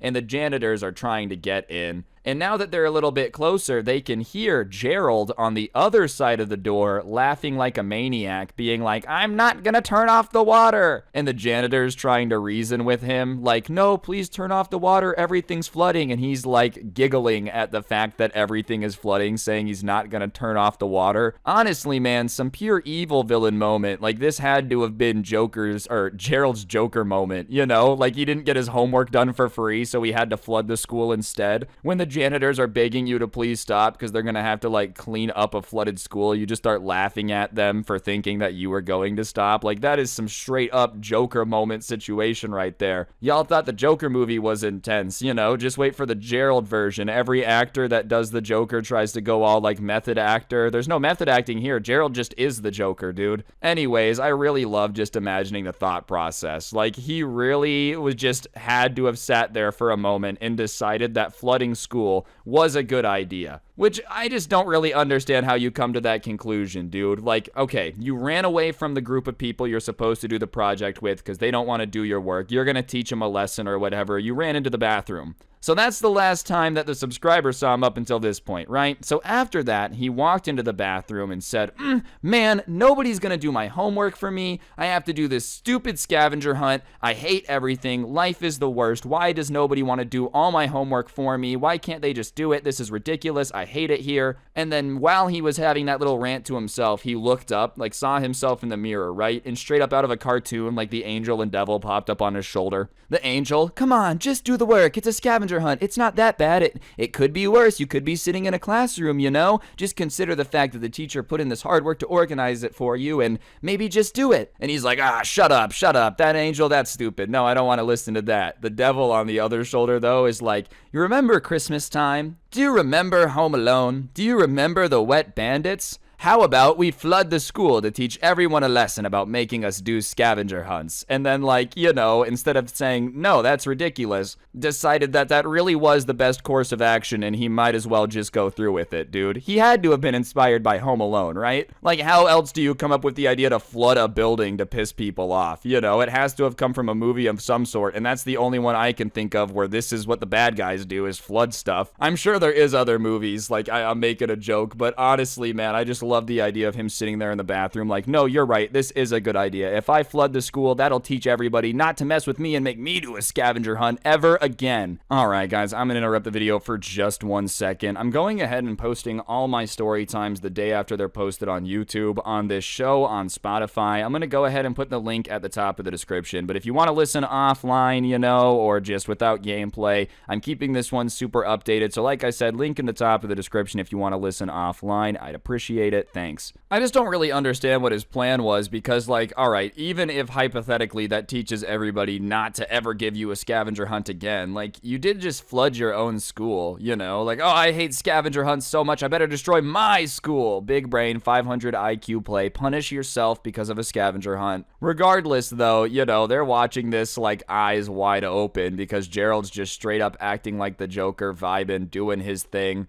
And as they're standing there, they really can't believe what they're seeing. Like, obviously they knew that Gerald had been mad at them for not doing his homework, but they didn't expect it to like lead to him trying to do a mini Noah's Ark flood on the rest of the school. Really just tried to damage the school as much as possible because he had to do homework. Like, call me crazy, but I think everyone hates homework. Nobody likes doing it. It's just a reality. Imagine if every time your like boss told you to do something you didn't want to do, you just flooded the business. You know, I know school's not a job, but like same principle, right? Anyways, at that point, the school cop finally shows up to like help the janitors get in, and he starts banging on the door saying that, you know, if you don't come out, I'm gonna kick it in. Like, now's your chance to not get in a lot of trouble, blah, blah, blah. Otherwise, I'm gonna force my way in. And something that I've always thought is weird at like schools is that the bathroom doors are usually like metal. I don't know if the other schools were the same way. So obviously, you'd think at that point, you know, even if the door's metal or whatever, Gerald would at least come to the realization that the gig is up. The school's flooded, they're not messing around, you know, the cops here saying he's gonna kick in a metal door if you don't come out. It's probably time to just give up. But no, Gerald on the other side, still laughing maniacally at the fact that he's flooded the school, starts screaming like, go ahead, loser, go ahead, come to try get me, I don't care, you won't do anything. And obviously, the school cop's not too happy about that, so he starts kicking the door, but it's a metal door, so it doesn't really do a whole lot, you know? And now Gerald is laughing even harder on the other side. He's like, wow, good job, way to go, man. You're so much closer to getting me than you were before. And listen, one thing that, like, I don't know if every door is like this, but it was convenient that this door was. Even though the door was metal, the hinges were on the outside of the door. So even though Gerald had blocked the door, they couldn't get in. They could just, like, take the door off the hinges. And at that point, you know, janitors, teachers, the cop, whoever was there, they all start looking for a tool to just take the door off the hinges and just get it off that way. You know, he can't be hiding behind the door if the door no longer is on the hinges. That was kind of the thought of it. But, you know, as they're searching around, scrambling, trying to find it, there's a lot of chaos, and Gerald is on the other side of the door in the chaos, laughing like an evil villain having himself a fantastic time. You know the part of, like, you know, the superhero movie where the villain's plan is kind of working and he's like watching all the bad stuff happen and he's like, ha ha ha, ha, this is my plan all along. That's kind of how Gerald sounds on the other side of the door, as all the chaos of like people trying to figure out what's going on happens, figuring out where the tools are to get the door off the hinges. And during all of this chaos, you know, the flood's just getting worse. I don't know if the janitors had misplaced the tool, if it wasn't something they had often,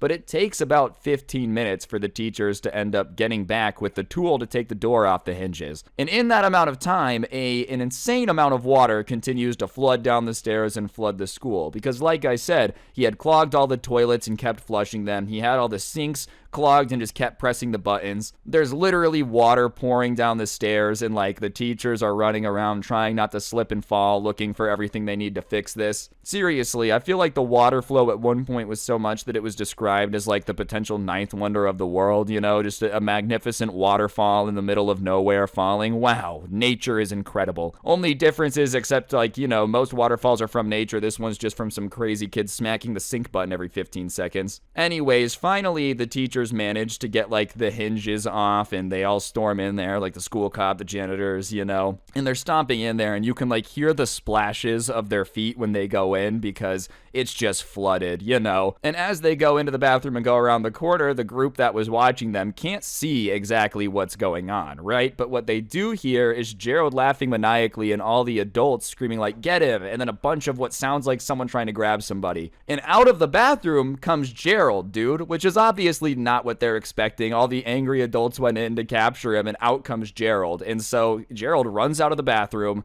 covered in water, just like covered in it. Obviously, he'd been in a room that was flooding, and he just starts sprinting down the hallway away from the bathroom, still laughing the entire time like this is hilarious. You'd think by this point the reality might have been setting in that like he's about to get expelled, he flooded the school. No, he probably was so spoiled he thought his parents would somehow manage to get him out of this, but he's gotten out of the bathroom. No teachers have noticed he's out yet, and he's just sprinting down laughing like an evil villain. And at that point, the school cop comes out of the bathroom covered in water and starts trying to like run after him, and they're assuming that he got covered in water too by like trying to tackle Gerald in the flooded bathroom or something. And as he starts to sprint after Gerald, obviously a lot of the hallway has become flooded, there's just water everywhere, and he ends up slipping. So Gerald is now like kind of on his way out of the school with nobody that he thinks between him and the door. And so when Gerald sees the cop fall, he literally throws his hand up and starts screaming like, "Wet bandit strike again!" He feels like he got one over on everybody. No way he's going to get caught. And he's near an exit door, and it just so happens that he slams it open and he starts to run out. And for some reason, just by horrible luck on Gerald's part, there's a teacher on the other side who just grabs his shirt because he assumes that he's trying to make a break from trouble or something, right? And so he's caught. And so the teacher's got his shirt, and Gerald immediately, now that the teacher has him, changes his tune. The whole evil villain laughing, everything's hilarious thing drops, and he looks at the teacher who has his shirt, and he's like, "I didn't do anything, I swear. There was somebody else in the bathroom who flooded it. They locked me in the bathroom. I wasn't allowed to leave. Oh my gosh, it was a ghost. It was a ghost." Just like saying any excuse he can think of to this teacher about why he didn't do it. And obviously, it was just hilarious to the people that had watched the situation because, like, when Gerald wasn't going to be in trouble, it's hilarious, laughing like there's no tomorrow. Sounding like a hyena with a chainsaw. But he's just like on the other side of the door, just, torturing the poor janitors. They're going to have to clean up this flood. As soon as the teacher gets him, though, oh my gosh, it was the ghost, man. I'm telling you, it was a ghost. Yeah, the plumber ghost, of the school that hates us. Obviously, the teacher hadn't even said anything yet, and just instantly starts going with the ghost excuse. At that point, though, the bell rang, so people start coming out into the hallway and just seeing all of this chaos, and they don't want the kids to see all this. They have to clean up the mess. They have to do a whole lot before it's safe to just let everybody start running back out in the hallway. So they start ushering everybody back to class, and the group that had been watching this go down obviously gets caught up in that and gets kind of ushered back to class. And as they get back to class, everybody's talking about it. What happened? What went down? Obviously, a rumor like this is going to spread like wildfire because it's not every day somebody just decides to try to flood the school, So rumors are swirling, and the people that actually saw what went down are just like, none of these rumors make any sense. Literally, one of the rumors that was going around about why the flood happened had nothing to do with Gerald, right? But instead, they assumed that the Illuminati had broken into the school and for some reason decided to flood it, which, I don't know why that was the route in their head that they jumped to make a rumor, because like, it's pretty obvious that wouldn't happen. Why would the Illuminati be wasting their time flooding a high school? It makes no sense as to why they would even be there. Imagine the Illuminati board meeting, it's like all the billionaires, all the presidents, everybody in charge of the woods, or the world, not the woods. I guess technically the woods, but also the world. And they're like, "Hey man, I know we're destabilizing Cuba at 7 p.m., but I was thinking at 1 we could just go flood this random school for no reason. They won't even know it's the Illuminati. Actually, no, we should tell them it's the Illuminati. But yeah, I just feel like we should go flood this random place." And everybody in the board meeting, like all the billionaires are like, "Yeah, that's a genius idea. That makes sense to me." Anyways, obviously people are just kind of saying whatever about the rumor, and the subscriber had gotten put back into the class he was in before. So the teacher that organized the scavenger hunt. And so he's kind of talking to the teacher about everything because obviously the teacher didn't really know what had gone down. And he's like, it was insane, the janitors were banging on the door trying to get in, and Gerald was on the other side laughing. And the teacher kind of stops him when he mentioned it was Gerald and turns white as a ghost. He goes, wait a second, it was Gerald that flooded the school? Like, you're telling me that Gerald was involved in this? And obviously the subscriber just kind of confirms it because, like, yeah, it was Gerald, he was the one that flooded it. And the teacher's like, do you think the administration's gonna get mad at me? And they're like, well, why would they get mad at you? And he starts talking about how Gerald had said he was gonna get the teacher in trouble, and so maybe because it had happened during the scavenger hunt, this was gonna get blamed on him. And, that didn't end up happening, thankfully, but, like, at that point, it kind of clicked what Gerald's overarching evil plan had kind of been in the first place. I guess somehow in Gerald's mind, it made sense that, like, the teacher was somehow going to get blamed for him deciding to flood the school. I mean, that's not what happened, thankfully, but, like, I guess in his mind, the administration would look at all of this that went down and was like, this teacher made him do a scavenger hunt? Obviously, that's the reason he was pushed to flooding the school. Without the scavenger hunt, this would have never happened. Fire the teacher. How are they going to hold this random dude accountable for flooding the school that literally had nothing to do with it, right? Like, he was not the person flooding the bathroom, Gerald. You can't really blame someone for that if they had nothing to do with it. That's like, just speeding in a car, and when the cop pulls you over and it's like, why are you speeding? Being like, well, you made me speed, actually. It's like, well, I mean, not really, it's not really how this works. I would not have flooded the bathroom if this teacher didn't make me do a scavenger hunt. It's like, yeah, but the teacher didn't tell you to do the scavenger hunt. He didn't provide instructions and tell you to do it.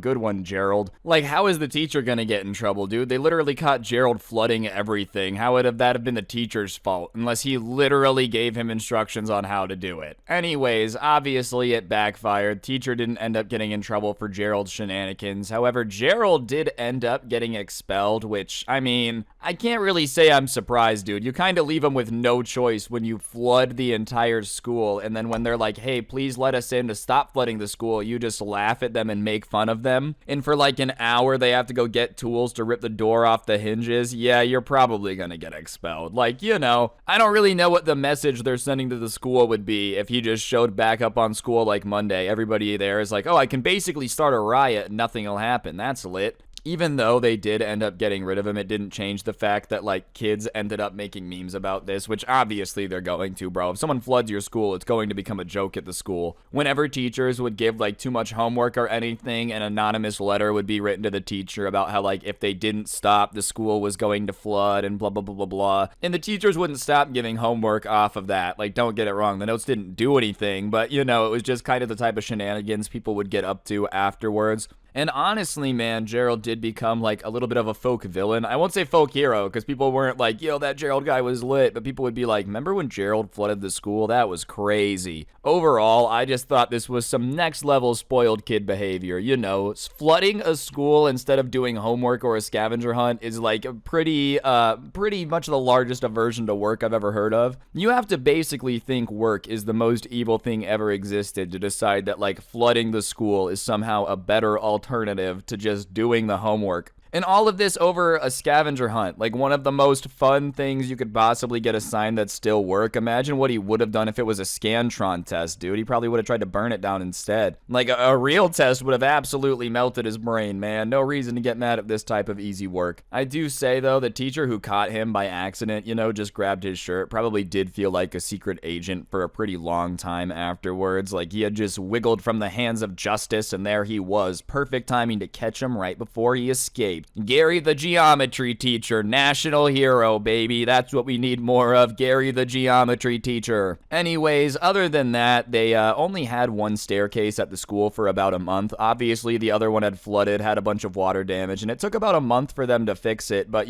during that time, it was a pain at the school because everybody had to just, like, use one stair. But, yeah, it did end up getting fixed, and overall, I just thought the story was something you guys would enjoy. Moral of the story, though, don't flood the school to get out of work, it's probably just not worth it. You're going to end up with a huge repair bill probably and getting expelled. And it's just also not cool to flood a school, all right? You shouldn't need a reason. All right, so like I said, this story time is from when I was a little bit younger. I couldn't drive yet, so I was still kind of stuck like skating around everywhere. And I stumbled upon and found something that I definitely was not supposed to find because it just wasn't meant for me. Just so happened that the people that it was meant for happened to be around at the same time, and I ended up skating around thinking for my life. I can't confirm that, but I was horrified. But regardless, I ended up getting myself into this situation because like I would just kind of skate around the area by my house and just try to find cool stuff to do, explore, find things. There was a couple shopping centers down the road from my house, you know, a kind of like a busier road, and so I would just like skate the stairs down there, that type of thing. And it just so happened that one of these shopping centers hadn't been doing so well. Like this was right around the recession, like after the recession, 3-4 years after the recession. But like the effects were still really bad in Las Vegas. There's a lot of abandoned buildings. There's a lot of stuff that just never really came back. And down the road on this main road was this huge empty parking lot. Like I'm talking absolutely massive. And it used to be for this huge shopping center that was like originally, you know, one giant like big box store and then a bunch of stores around it, and like the traffic from the one big box store kind of drove traffic to everything else. And the big box store was actually a Kmart, and it had ended up closing. You know, they hadn't gone bankrupt yet, but that particular one had closed. And when the Kmart closed, people kind of stopped coming into the parking lot. It was dying for a while before that, but like that really killed all the traffic there, and now there was no businesses there. But they had built this Kmart a long time ago when it was still popping, so it had this huge parking lot. And obviously, whenever you're like a skater who's just bored and looking for something to do, a ginormous empty parking lot that has like no cars in it, you know, people were very rarely there, and on top of it, they hadn't taken out some of like the little parking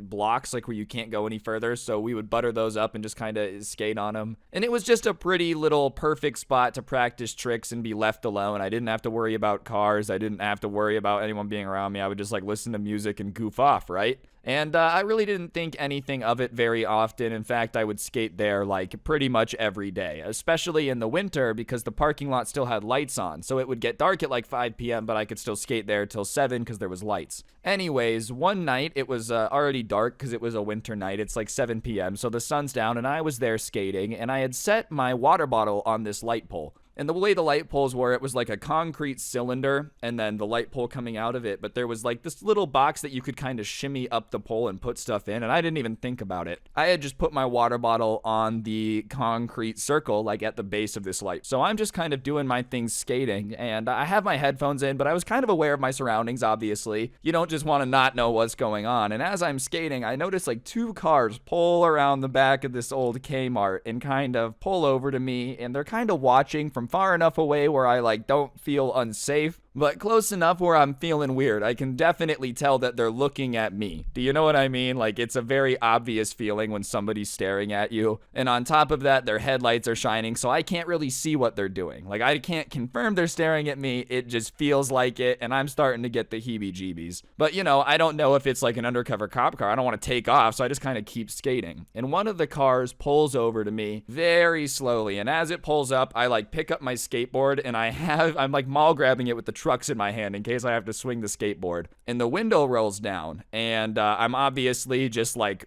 heart racing, not knowing what's about to happen. Are they gonna scream at me? Are they gonna try to kidnap me? Like I'm not too sure. And so the window's rolling down, and finally I can see into the car a little bit, and there's 2 guys there, you know, and they're just kind of like staring at me, and they're like, "What are you doing?" And I'm like, "Oh, I'm just skating." And they're like, "Do you know about it?" And I'm like, what are you talking about? The empty parking lot? And like they kind of drop their guard a bit, and they just say, "You need to go skate somewhere else." And I can tell that whatever they're saying, like "you need to go skate somewhere else," isn't a suggestion. It's more of a "you need to go skate somewhere else," or "you need to like," or "we're gonna make you go skate somewhere else." So I get the vibe, and I'm not trying to stick around and see what happens. So I get on my skateboard and I go, "All right, I'll get out of here." And I go to skate. And the entire time I'm skating, so like my body is turned and I can look at them, and they're just watching me. So I skate around the back of this Kmart just because that was the closest way to like get out of their line of sight. They didn't know where I had come from. But it happened to be the opposite way of my house. I didn't know what they were doing, but I just wanted to get out of there. So when I get behind the building, I stop and I look back around to see where they are, because like when they leave, I'm going to go back across the parking lot.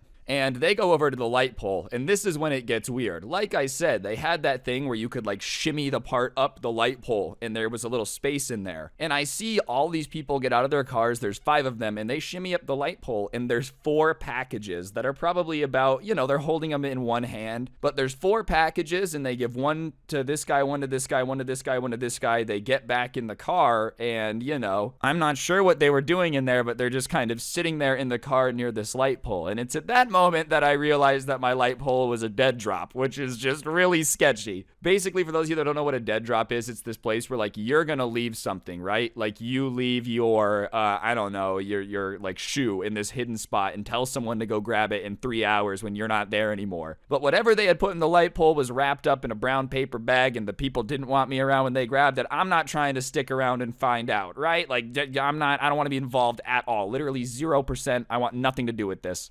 And before anyone is like, why didn't you want to investigate more? Because I'm not stupid. If people tell you to get out of there before they grab something that was hidden in a light pole, you don't go investigate, because real life isn't Scooby-Doo, okay? It's not. You just don't want to know. You just leave. You just go. Alright guys, I'm going to interrupt the video for just 1 second. On screen now is a gift card code. For those of you that don't know, I give one of these away in every video, so subscribe and turn on notifications so you don't miss out on free money. And while I got your attention, press the like button, or no joke, no scam, your mom's a hoe. Let's get back to it. Anyways, obviously at that point, I'm like, I've got to get out of there. But as I mentioned, there's a little bit of an issue, because my house is on the other side of them, and I'm behind the Kmart, and like the only way is to either go through the parking lot where they'll obviously see me, or way down the road, like through this undeveloped desert part, was another building that I could use, and there was a crosswalk there that I could use to like get back on this side and get back up to my house, right? It was going to be a lot longer, but I decide that's the best bet, because I'm not trying to go back across this parking lot and have them be like, that guy definitely just saw us do that sketchy thing. So I crouched behind this like dirt beam, and I like crouch sprinted. I don't know, I felt like I was in like PUBG, dude. I was moving, I was scared. Run behind this dirt mound over to this building, and it was like this VA hospital thing. So I'm standing there, and I'm like, okay, well, I'll be all right here. So I walk through the parking lot, and I get on the crosswalk, and I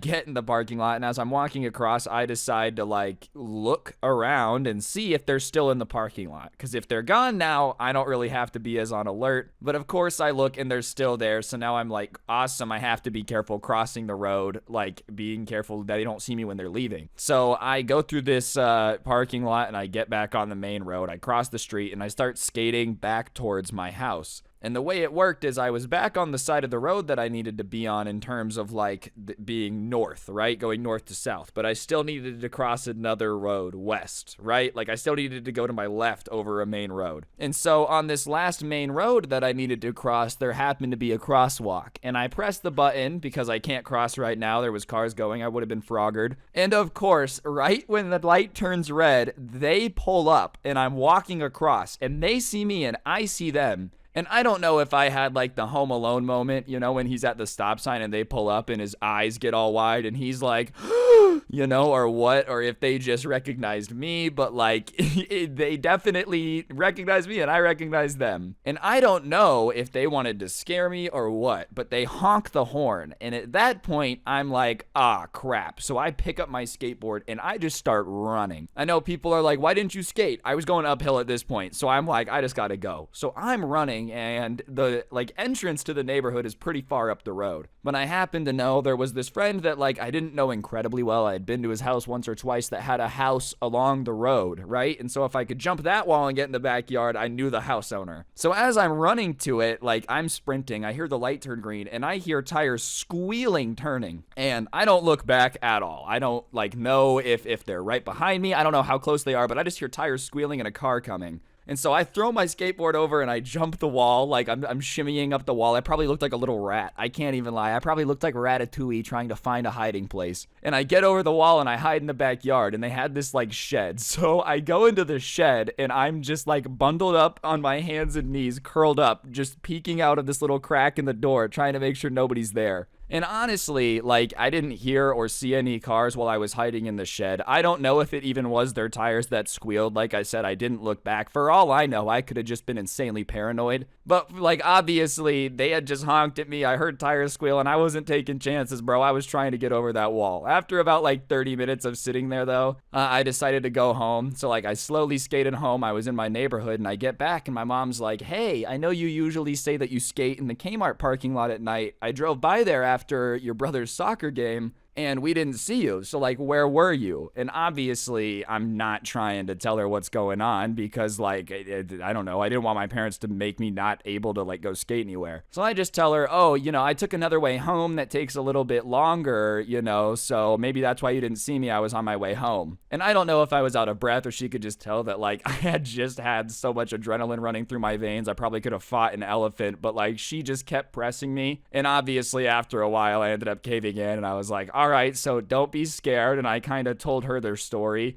and she was not too thrilled. Obviously, she was like, I don't want you down there anymore. Which, all in all, at the time, I was upset, but that makes sense. Like, if they really had been chasing me, burning their tires, making me jump the wall, I probably shouldn't have gone back to, like, where they were, you know? But all in all, my parents were right. But at the time, I was mad, man. I was like, oh, I shouldn't have said anything. I was so stupid to even tell you about it. Like, all in all, it was really for the best. But, yeah, at the time, I was kind of mad. Seriously, though, one of the top 10 scariest moments of my life when I heard those tires squealing. Like I said, I can't prove that they were coming for me, but you be chased by somebody in that situation, hear tires squealing, and not freak out. It was okay, though. I guess I got a good story out of it. And, yeah, the only thing I wish is that I would have somehow been able to keep that great practice spot, bro. But I didn't really skate there after that, you know. So like I said, this happened when I was at a friend's house, you know. When it happened doesn't really matter. All you gotta know is, like I said, I went over to his house because he had just moved into his new place. He was having a little get-together with a couple friends, mostly family, you know. There wasn't a whole lot of people there.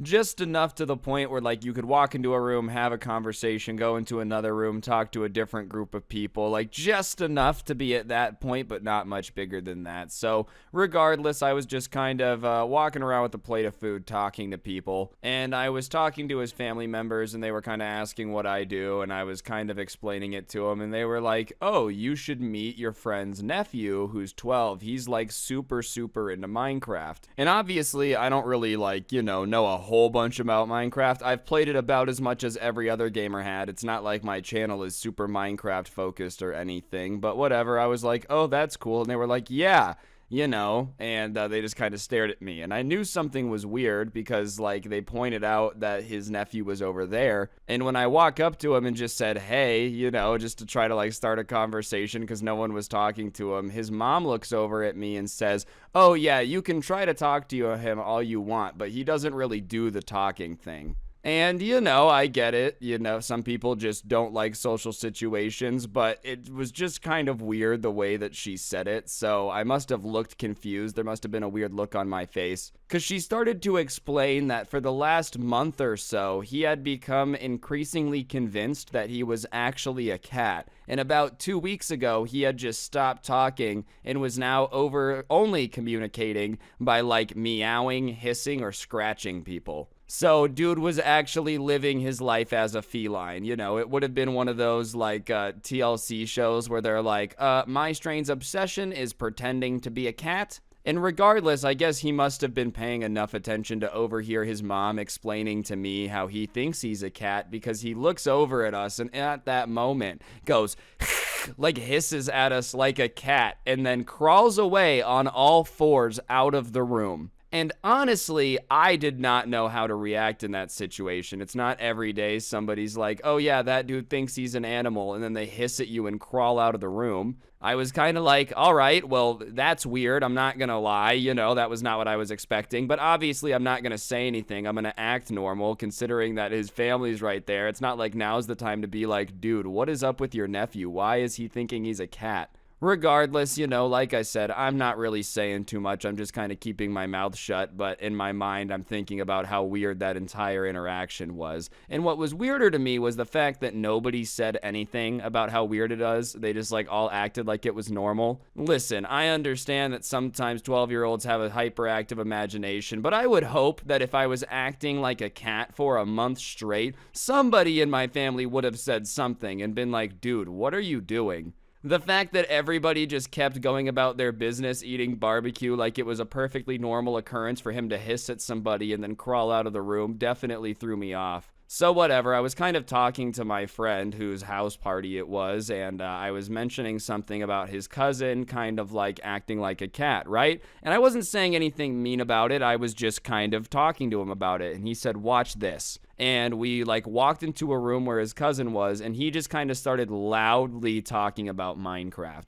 And as soon as the word Minecraft was said, you could just see Catboy's ears perk up a little bit, you could tell that he was eavesdropping on the conversation, just definitely doing his best not to look like he's paying attention. So whatever, me and my friend are just kind of talking about Minecraft back and forth, and it was kind of entertaining because like we would say something and his cousin would just react with a facial expression but was trying to act like he wasn't listening. Like it was just kind of fun. So whatever, we're talking about Minecraft, and at a certain point I was like, maybe he's gonna come talk to us about Minecraft. Like maybe Catboy's gonna drop the act if we talk about something he's into enough. So whatever, he's staring at us for a while, and finally he makes a move. He starts crawling over on all fours like a possessed demon, right? Like over to where we're sitting. And he like crawls over and just stares at us the entire time. I'm telling you, it was like he was possessed. If you would have told me this was Paranormal Activity 17 footage, I would have believed you. And he just kind of crawls by and like ends up behind my friend and I listening to the conversation. And so I'm freaked out at this point because I'm like, dude, he's behind me now. I don't have a vantage point. If Demon Catboy decides to like,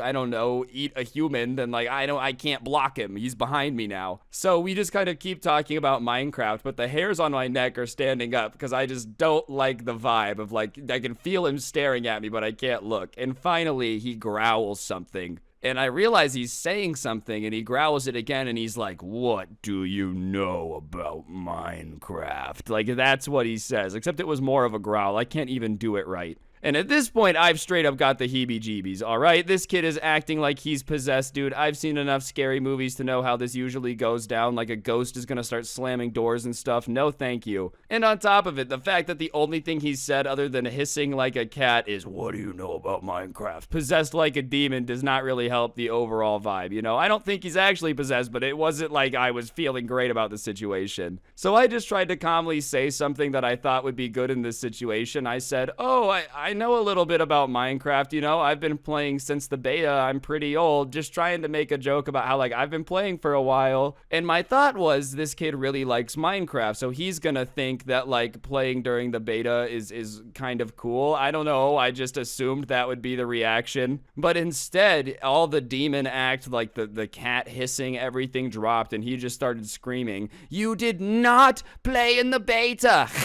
You did not play in the beta! No one played in the beta!" And he's like hissing after each sentence, but he's now British every sentence. I don't really understand what the accent of the cat was, maybe they're all British. And I'm just kind of confused on what he's saying, because like, sure, I understand the beta happened before Minecraft came out, but it was pretty popular for a long time before the full version released. Like a crap ton of people played the beta. It's not like that's rare, I understand it was a long time ago now, but there was like at least a couple million accounts online at the end of the beta, so it's not like it's incredibly rare. So I was like, I really did play during the beta, because I did. And his reaction to me claiming to play during the beta was, "You lie about Minecraft! You must pay for your transgressions!" And at that point, I'm like, oh no, I don't know what that means, but it's not great. And Nightcrawler over here, this wannabe X-Man, just lunged at me from all fours like a track star taking off, just lunges through the air, dude. Teeth barred like a tiger. Everything kind of slowed down for a minute. I'm just kind of watching this like Minecraft addicted cat boy flying through the air, knowing he's about to try to bite me, and there's really nothing I can do about it. And in that like amount of time where time's going a little bit slower, I decide to stand up. And when I stand up, the trajectory of him launching at me just kind of ends up with his head like smacking into my elbow forearm area.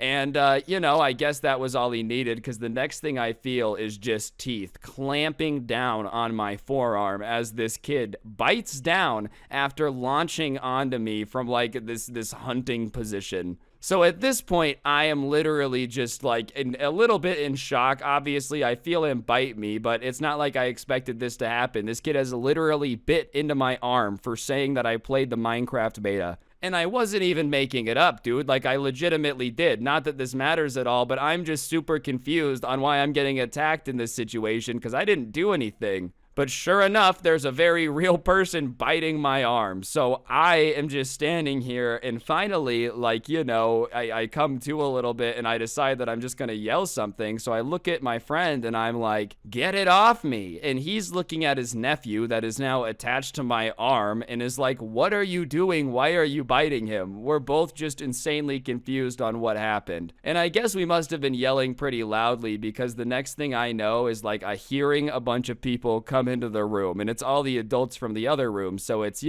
this kid's mom, his aunts, like all of his family, and a couple of our friends. And his mom runs over and starts like peeling this Minecraft demon off of me, dude. I don't know if it was like a zombie situation or what, but he literally gets peeled off me. I feel his teeth release. And so I'm just kind of standing there like, what?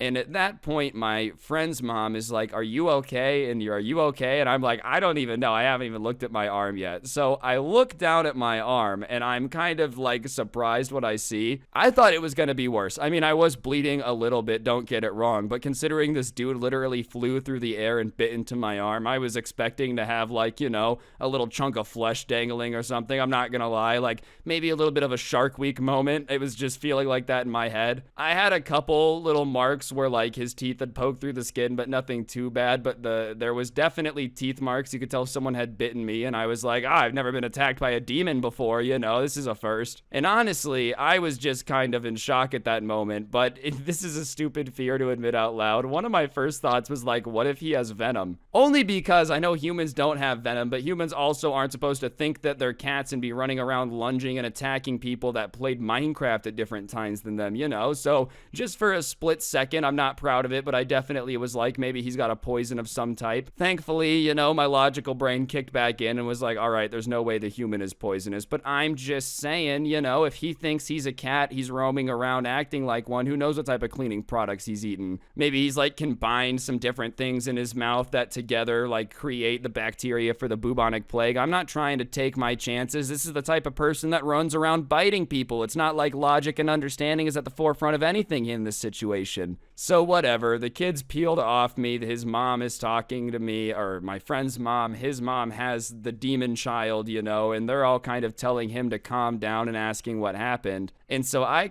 start kind of like explaining what happened. I'm like, me and my friend were talking about Minecraft. He came up behind us and asked what we knew about it. So I said when I started playing, next thing I know, he flew through the air and bit me. And what's nuts is like, I expected maybe a couple people to push back a little bit on my saying, like, he bit you for no reason, but nobody acted that surprised. They were all just kind of like, oh no, I'm so sorry that happened. That's crazy. But they were saying, oh no, that's crazy, but not like being very convincing, So at that point, Demon Kid's mom like pulls me into the kitchen, and she's like, don't sue me, please don't sue me. And she grabs ice out of the fridge, like puts it in a bag and puts it on my arm. And the entire time she's putting the ice on me, she's like, really, we can figure something out. Just like, please don't sue me, please don't sue me. And I'm really confused by this because I haven't even mentioned suing her at all. It's just like not my vibe. I'm not trying to sue anybody. Obviously, your kid's a little bit nuts because he thinks he's a cat and is biting people over Minecraft, but I think that's punishment enough, There's no reason for me to go to court. Unless you, like, get me rabies or something, at which point, I've got to sue you if I get rabies, okay? Like, there's really not much I can do, but I kind of tell her, like, I'm not going to sue you. I wouldn't do that. It's not like you told him to bite me,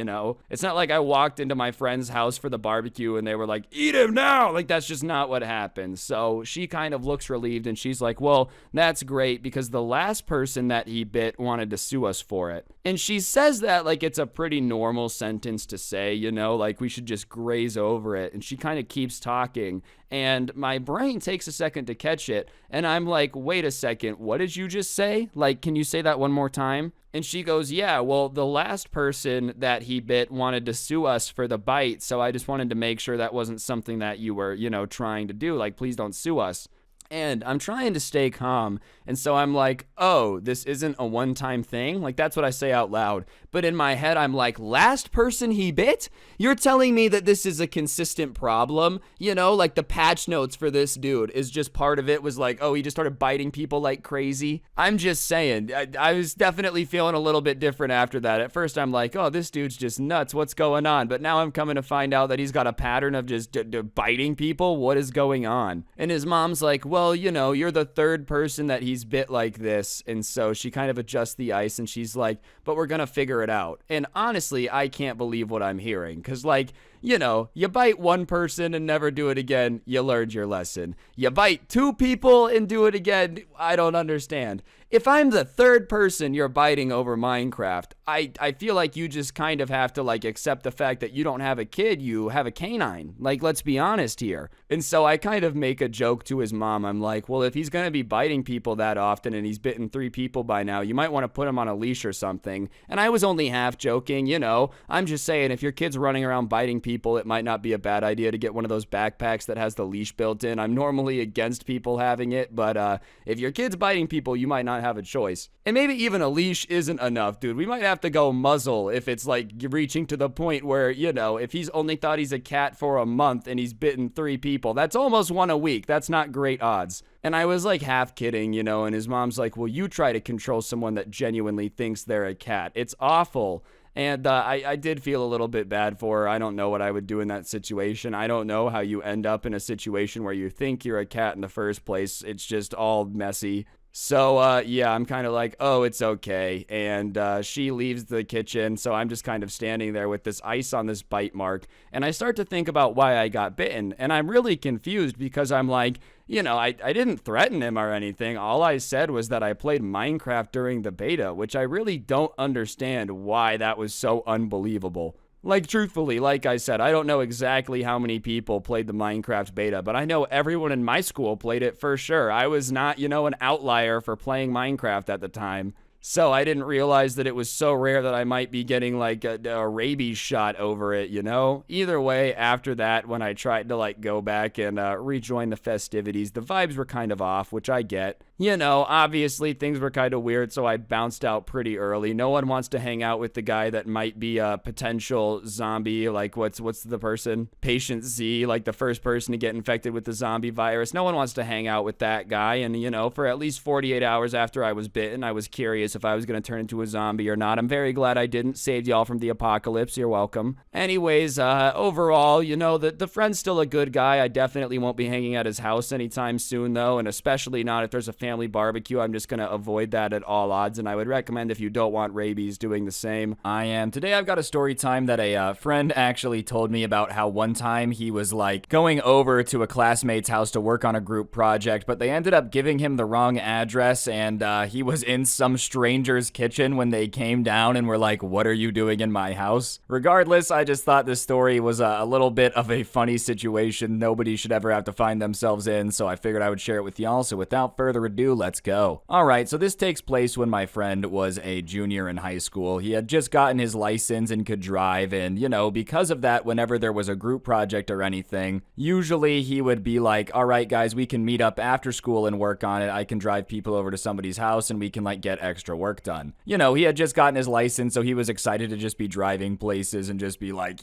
have some freedom. So whatever, in this particular class, they ended up having a group project, and someone in the group said that they could all meet at their house and work on the project. Now, this person and my friend never really hung out a ton. They didn't know each other very well. It was just going to be a situation where like they were going to work on the group project and then go their separate ways. So he didn't have his address. He didn't know where he lived. He didn't know what this dude's house looked like or, what cars were in the driveway. All he knew is that they were going to do the group project at this house. So everybody agrees to meet there at like 3 p.m. after school, and sure enough, the school day ends, and he realizes that he didn't get the address, so he texts the person in his class and is like, hey, can you send me the address? Sure enough, they send it to him, and he like clicks, you know how you can click it from your text and open it in Maps to get directions, so, you know, he's assuming there's gonna be no miscommunication at all. If you send me the address and I click on it and get directions, I'm gonna assume that it just like takes me to your house. So whatever, he drives there, and he walks up to the front door and he knocks, and he's like, no one's answering. So he texts him and says, hey, I'm outside, no one's answering, can you let me in? And his classmate responds that it was open and to just come in. So obviously at this point, he doesn't really think anything that weird is going on. Maybe they were just upstairs working on the project and didn't want to come to the door. Maybe, you know, they just were messing with him. Regardless, it's not like he was really afraid. He thought this was the right address. It was the one the person had texted him, so he just opened the door and went in. And to his surprise, the door was unlocked, so he walks in and he immediately is really confused because the house is very quiet. Like, so quiet, he was almost convinced nobody was home, you know? And so he's getting a little bit confused because he at least had expected to walk in and be able to hear everyone working on the group project. And so he just starts kind of walking around the house, looking in the living room, looking in the kitchen. And as he's looking around, he's getting even more confused because he's like, man, you know, it just doesn't seem like anyone who goes to my school lives here. There's no papers anywhere. There's not like a backpack. There's no like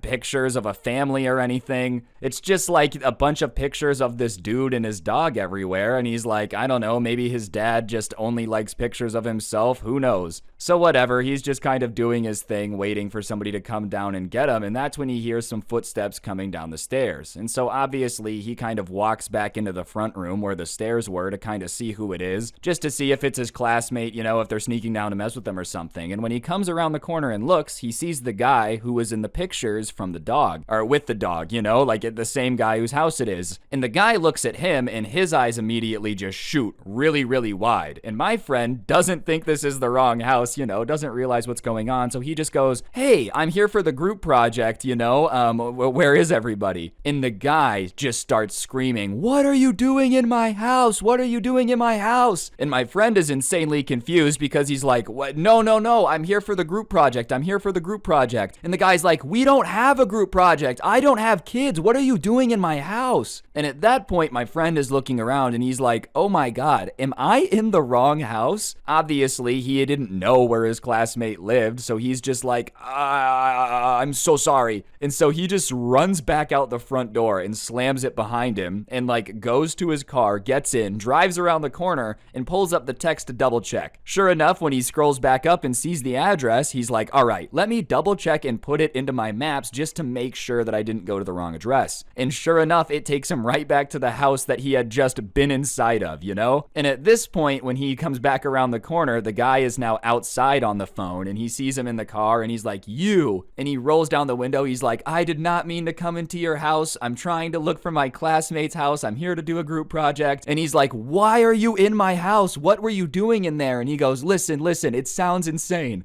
I have a group project for school. My classmate texted me an address. It was this one. I said the door was locked and he said to come in. And he's like, well, it's not your classmate's house, man. Get out of here. And my friend is literally mortifying, like embarrassed at this point. How could you not be mortified? You just accidentally walked into a stranger's house in the middle of the day and like they came down and just saw you standing there. So whatever, my friend drives away. He goes back to his house, and by this point, his phone is getting blown up from his group, being like, dude, are you really not gonna show up? I thought we were gonna work on the project. What the heck, man? You could have told us you weren't gonna come. Like, why did you, this was all your plan? And he's like, bro, you gave me the wrong address. I just walked into some stranger's house. And the classmate's like, dude, I didn't give you the wrong address. Trust me, I think I know where I live. I've lived here for like my entire life. I didn't give you the wrong address. And he's like, well, scroll up and look, dude, because whoever's house that directions took me to and whoever's house I walked in had no clue what group project we were talking about. And his classmate goes up and checks and he goes, oh yeah, my bad. Okay, yeah, sorry, I did send the wrong address. And he's like, dude, you didn't double check? Like, you didn't double check that you sent me the right address? Do you realize that you just made me walk into this stranger's house? And he's like, yeah, whatever, but you still should have like called and made sure that you could come to the group project. He goes, dude, I technically just committed breaking and entering. I'm not coming to work on the group project now. Obviously, that was never his intention. The door was unlocked. Like, he didn't break into this dude's house, you know, but it feels insane to like, imagine imagine being on the other end of that, there's just some kid, he's like, I didn't mean to break into your house.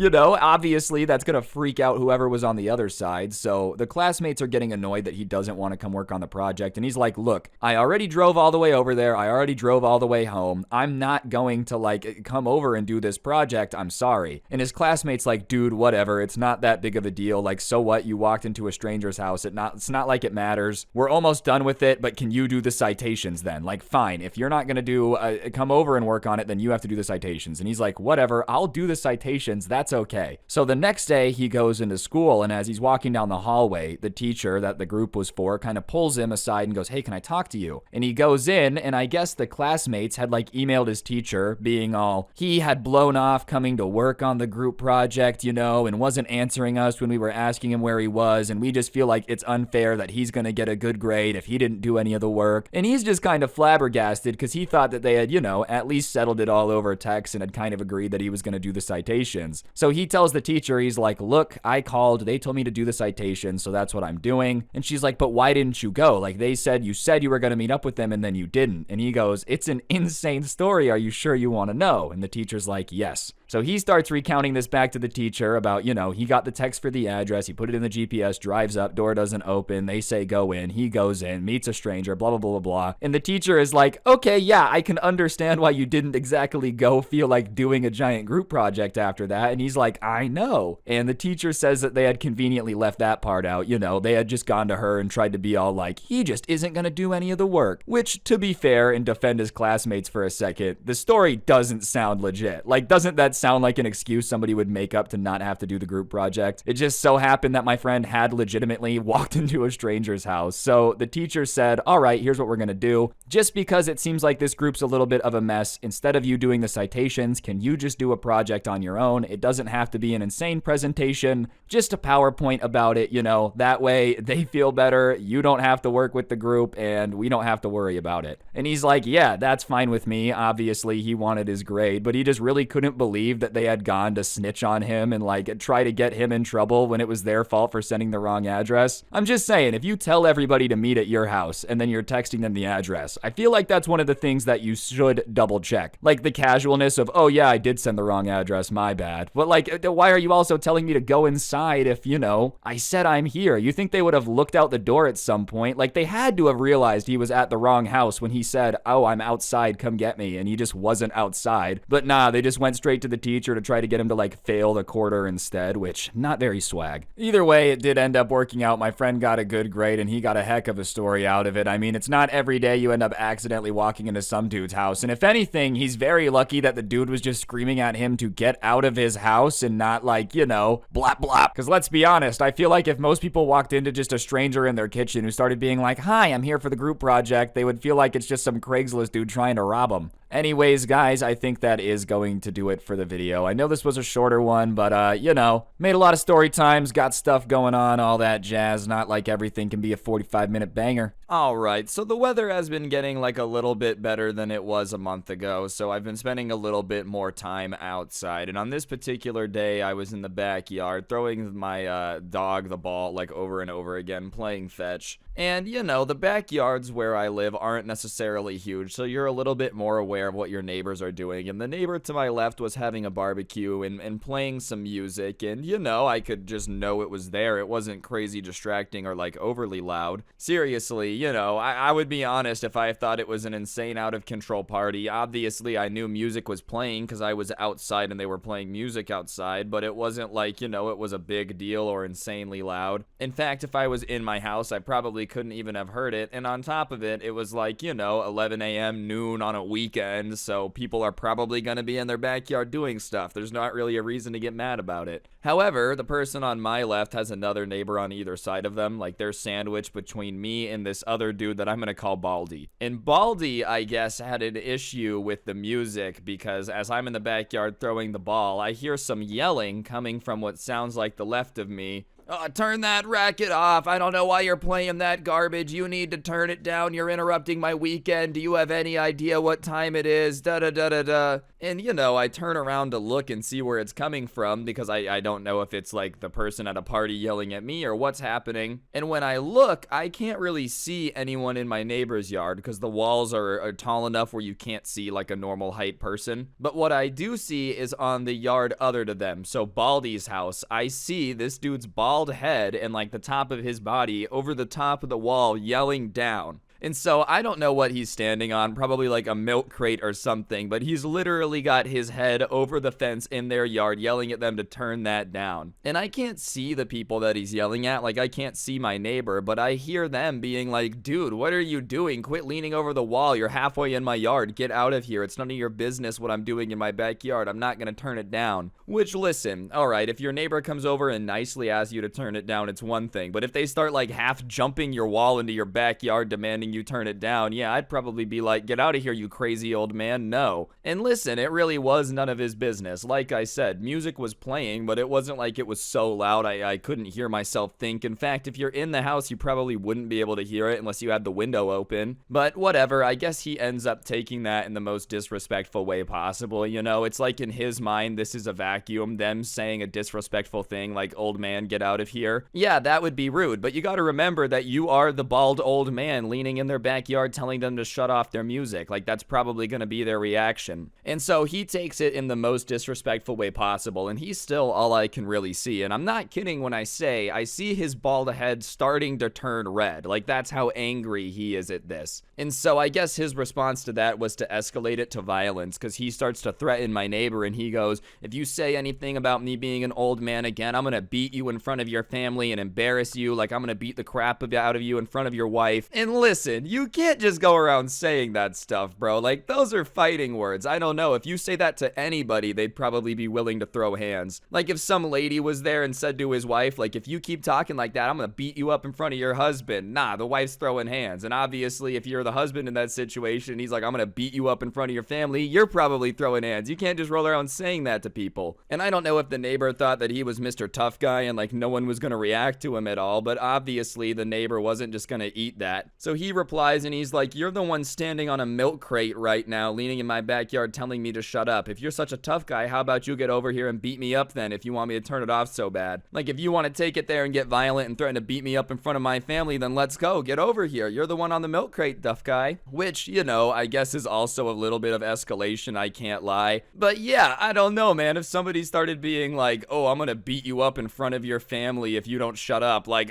it'd be hard for me to keep cool, I can't lie. And so, like I said, the bald old man's head is literally red at that point with anger, but he decides to jump off the milk crate and throw himself over the wall, which, is basically saying, we're gonna throw hands, I'm coming over here to beat you up. And so I'm watching this old man trying to, like, jump over this wall from the milk crate, and I can't really see him once he starts to get over the wall. He does get over the wall, it just takes him a little bit, because it's not like he's some spring chicken that's fantastic at flexibility. And so to get a better view at this point, I have these like planter boxes against the wall that are probably like a foot tall, and I jumped up on the edge of it so that way I could see into their yard, so I jump onto that and I'm looking over the wall into my neighbor's yard now. So I can see Baldy, who's like kind of over the wall, and I see my neighbor, who's probably about 10 feet away, kind of in like a surprise stance because he doesn't believe that this neighbor's actually jumping over the wall to throw hands. It's just not something you expect to happen. And whatever, Baldy gets over the wall, but he doesn't get over very well. Like, gravity does most of the work, and it just so happens that gravity does most of the work while he's head first. So he kind of falls off this wall head first, like, just it doesn't look like it didn't hurt. It definitely looked a little painful, which is not a good approach or very intimidating if you're coming over to beat somebody up, but whatever. He pops up and it's immediately evident that he's out of breath, which is just also not a good start. So this guy's off to a terrible start at this fight, probably the least intimidating thing that I've ever seen, to be honest. Anyways, Baldy isn't too caught up on like being out of breath or anything, because he stands up and he just starts swinging on my neighbor, dude. But he's swinging on my neighbor neighbor like, he's a tornado in a trailer park just trying to hit anything he can. So he's more just kind of spinning wildly around with his fists closed. And it's not like it takes very much to just not get in the way of somebody that's just swinging punches like there's no tomorrow. Like, yeah, it's in the general direction of the guy you're trying to fight, but you don't even know where they're going. And my neighbor is quite a bit younger than Baldy over here, so he just kind of dodging it. And I'm literally watching this entire thing go down, and I'm surprised because instead of like getting ready to fight this, Baldy back, I hear my neighbor start to say, I don't want to hit you. I don't want to hit you. Please don't make me hit you. And listen, I'm not a combat expert by any means, but I feel like if you are swinging on somebody and they're like, hey, please don't make me fight you, they probably are really good at fighting, like they're literally getting swung on and still trying to get you to calm down. But whatever, the neighbor takes it offensively again, Baldy, and he's like, you think I'm an old man? You think I need your pity? I can still fight, you don't need to give me any sympathy. I'm gonna beat you, in front of your family, and you're gonna look stupid for trying to not hit me. You gotta fight me like an adult, as if it's offensive that this guy doesn't want to fight him, oh, I'm so angry that you don't want to punch me in the face. And I hear my neighbor one more time just say, please don't make me hit you. Just go back over the wall. Stop. Like, don't make me do this. So he gives him one more chance. He's like, don't make me fight you. But could you imagine if he actually did? Like, he stops the fight and jumps back over the wall. He's like, oh, yes, you're sorry. Do you have another milk crate? I can't reach the top of the wall on my own. Either way, though, my neighbor gives him one more chance. He's like, dude, I really don't want to fight you. And at this point, I'm nervous about what's to happen because he's still trying to let him leave the backyard, which to me implies that my neighbor knows that this is not going to end well for Baldy over here. But Baldy, not really thinking it through too much, probably just seeing red at this point, is like, fight me like a man, you little coward. You are such a coward. I can't believe that you live next to me. I don't want to live next to somebody that's such a pansy. Then he drops into his fighting stance, and my neighbor drops into a stance and looks and just voomf, hits him with an uppercut.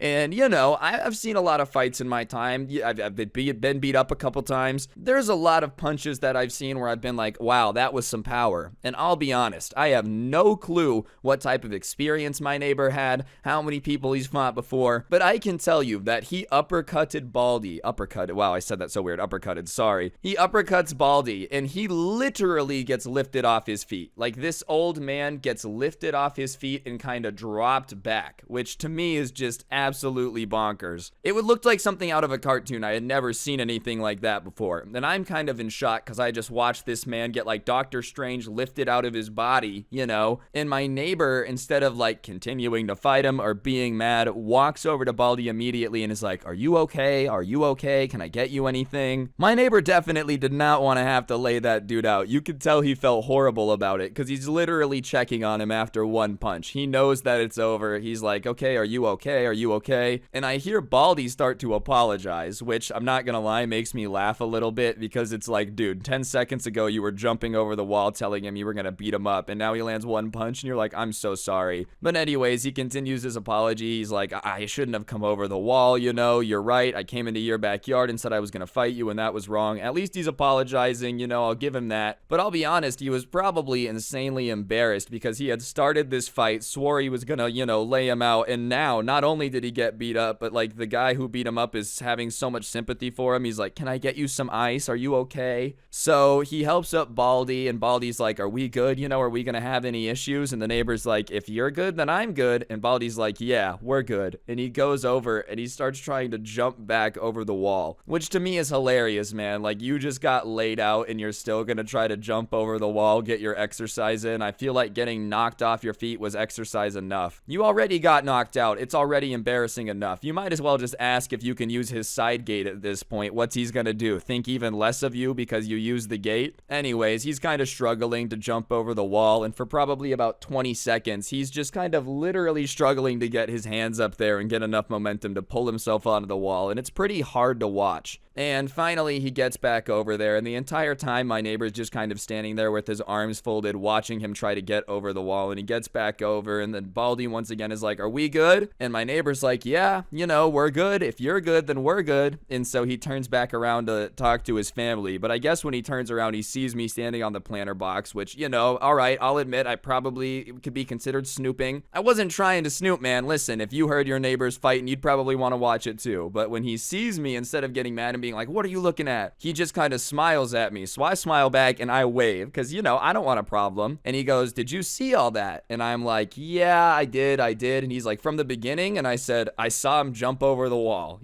And he says, well, if he tries to get me in trouble and anyone comes and says that I beat him up for no reason or anything, would you be willing to say what you saw? And obviously, in a situation where Baldy tries to make it seem like the neighbor attacked him for no reason out of nowhere, I would be like, yeah, that's just not what happened. So I tell him, yeah. And he's like, awesome, thanks. We're going back to the barbecue. And I said, I'm going to go inside. And he said, all right. So I get off the planter box and I go inside. And I'm like, what in the world just happened? And thankfully, the Baldy didn't, try to get anyone else involved or call the cops. Probably because he didn't want to, have to explain what happened. And on top of it, at the end of the day, he did start it. The neighbor didn't go over there and want to fight. You jumped over the wall into his backyard, started swinging on him, and he told you, hey, please don't make me do this repeatedly, and then you made him do it. I mean, sure, he did choose to punch you, but what is really his option at the point where you're not leaving? I will say my neighbor, out of respect though, did turn the music down a bit. They didn't stop the barbecue or anything. I'm sure at that point the party was way too hype, but they did turn down the music, so I don't even think he was really a bad guy. Like I said, it just seems like it happened to be at the point where he's like, listen, dude, you're in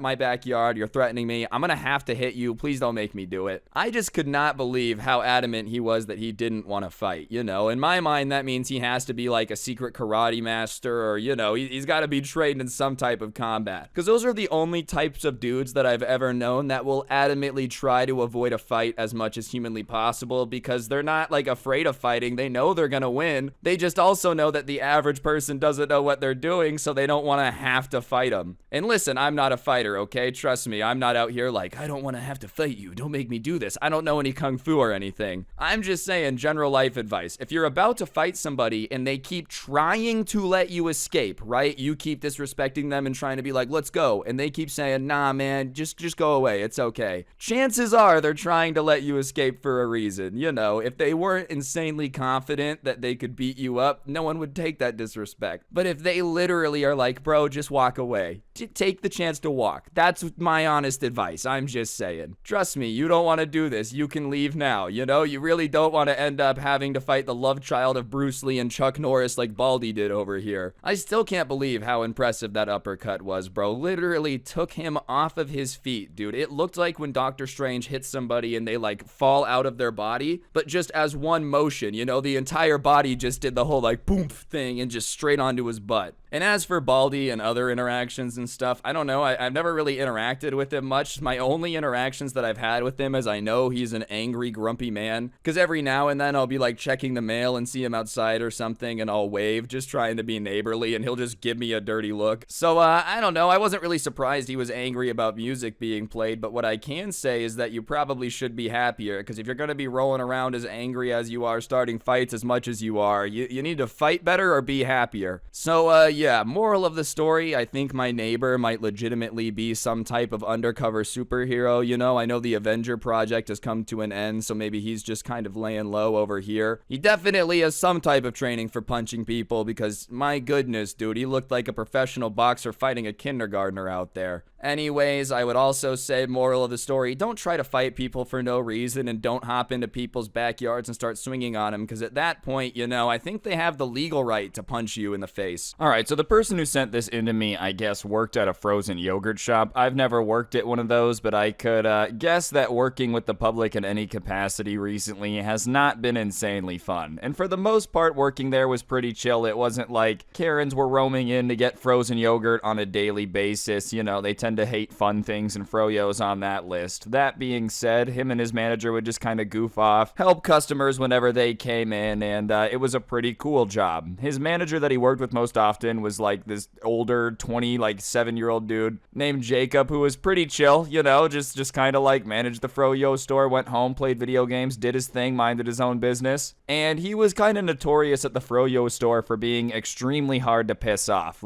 Guy just kind of had a very, very long fuse. You had to really go out of your way to do something wrong on purpose to get him to even give you a stern talking to, let alone freak out on. But one day, it was a Sunday, and they were just kind of at the froyo shop doing their thing, and him and Jacob were goofing off behind the counter, and they see this car pull up, and out pops this like mom and dad, and they walk into the store, and right away they can tell that it's not going to be a very fun interaction with these customers, because the dad instantly goes, "All right, bozos, off your phone. It's time to actually work for a living," and like not in a very joking way, but like snapping at them. And even when they had pulled up, they had like slammed on the brakes, got up, slammed their car doors, walked in all angrily, you know when you can just tell that somebody's not having a good day and they're about to take it out on you. And obviously Jacob and the person who sent this to me aren't trying to piss off the customers, so they're just kind of like, "All right, sure, what can we get for you?" And before they can even finish the "what can we get for you," the mom holds up a finger and goes, "All right, be quiet." And they're like, okay, it's gonna be like that. And she just starts rattling off all these different froyo orders. Large banana with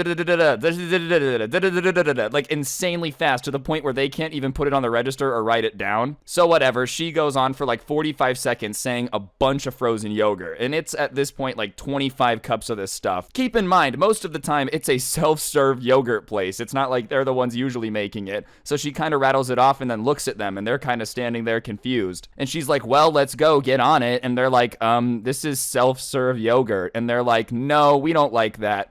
Basically the only thing the workers were there to do was like help, take the measurement of the yogurt, maybe put on some toppings that like weren't out for the public to deal with themselves, and then help people check out. It's not like every day they were really out here making 75 cups of frozen yogurt when somebody requested it, but this lady's like, "Well, guess what? Today you need to make this yogurt, otherwise you're not getting this sale." And they're like, "All right, well then can you like repeat it a little bit slower as we make each one?" And the mom is kind of like, "Ugh, can you believe how dumb workers are?" Talking to her husband, but she's saying this right in front of the workers, so just not the nicest thing in the world. And the dad's not being any nicer either, because his response is like, "Oh my god, yeah, no wonder these losers are working at a frozen yogurt store." And listen, dude, like I don't know if maybe somebody had pissed in their cornflakes this morning, they had a bad breakfast or whatever, but why you gotta be going in on the guy making frozen yogurt? How are you angry while getting froyo?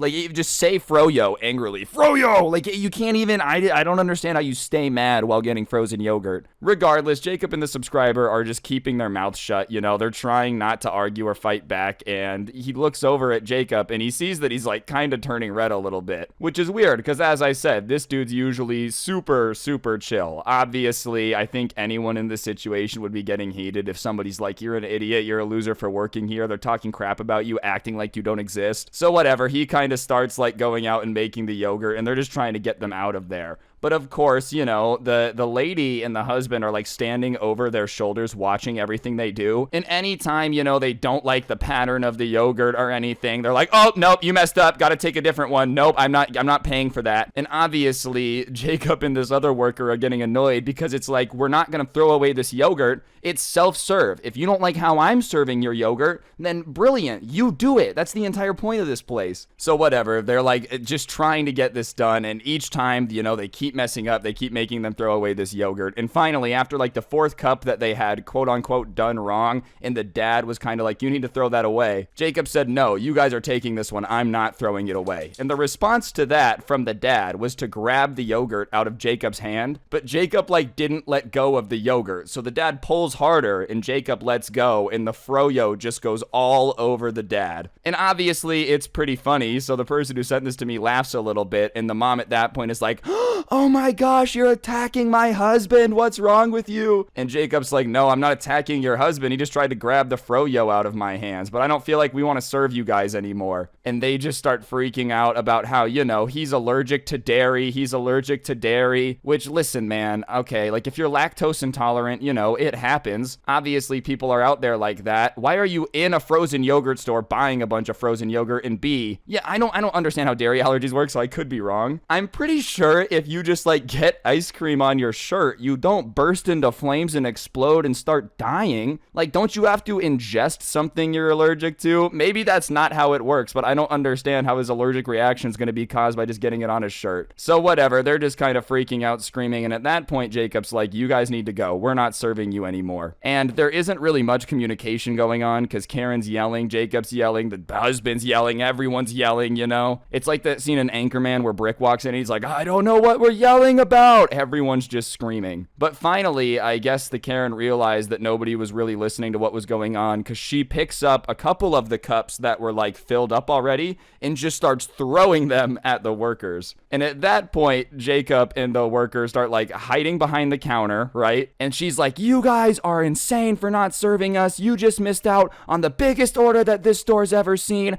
I'm gonna call your manager and let him know how disrespectful you are. This is ridiculous. And the husband's like, yeah, I've never been so insulted in my life. Keep in mind, they're the ones literally throwing ice cream at these poor like workers that were just trying to have a chill Sunday. No, now they're out here playing dodgeball with frozen things. It's not Anna and Elsa out here, all right? Nobody's expecting to play like a Modern Warfare snowball while at work. Regardless, after ranting about how they've been so disrespected, they end up storming out, without their froyo. And they get up and they're just like, what in the world was that? Obviously, the store's not in very good shape. There's froyo everywhere. Froyo had gotten dropped like minutes ago, so now it's all melting. And they kind of just are just in shock about what happened. So obviously, Jacob's pretty pissed off. He had been red. He had been arguing with her. He had never really seen him snap at a customer like that. But he's kind of calmed down now. He's like, look, let's just clean this up. They're not going to come back. It's fine. If the boss and the owner have a problem with like what went down, I'll explain to them what happened and we'll be good, right? And like I said, Jacob was a very good manager. It's not like there was issues very often. He wasn't getting into fights with people often. He never got customer complaints. So he just figured that like the owner was going to take his side, because obviously it would be out of character for this worker who's worked for like years there and never had a problem to just all of a sudden decide to attack people with ice cream. But sure enough, they finish work that day. They clean up. They get everything together. The next day he comes in and Jacob is like not looking happy. And he's like, all right, so the owner's coming in today because I guess that Karen and her husband called him and said that we attacked them with yogurt, and he called me and said that he was very disappointed in my behavior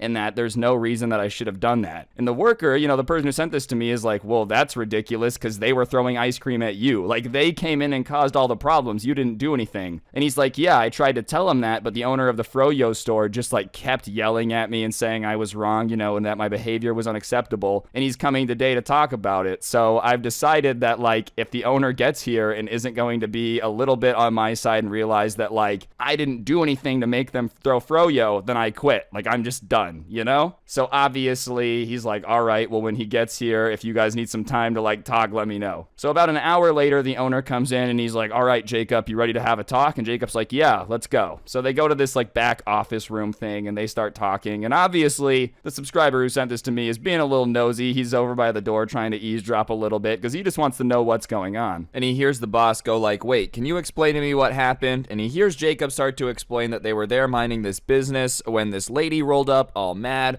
and her and her husband came in and the husband started insulting them right away. And the next thing you know, they're expecting them to make the yogurt. So they were making the yogurt, but every time that they would put it in the cup, they said we were doing it wrong and they started like trying to rip it out of our hands and they were just being insanely rude. I've never seen someone act more ridiculous in my life. Like honestly, it was embarrassing that a grown-up was acting that way. And he's saying all this thinking that it's gonna, make the boss be a little bit more on his side. But then there's just this insanely long silence and the subscriber can't see what's going on. But the next thing he hears is the manager just screaming at Jacob. You thought she was the rudest person you've ever seen? You've never seen one act more embarrassing? Well, guess what? That was my sister. My sister came in to get froyo and that's who you treated like that. I bet you didn't think that was a mistake, did you? And Jacob at this point, bro, I bet you, he was already mad enough at the lady. Here's his boss getting mad at him. So he starts screaming back at the owner. He's like, damn, bro, well then your family sucks. That's crazy. I'm not going to excuse your sister's behavior. She should have respected you more when she came into your business.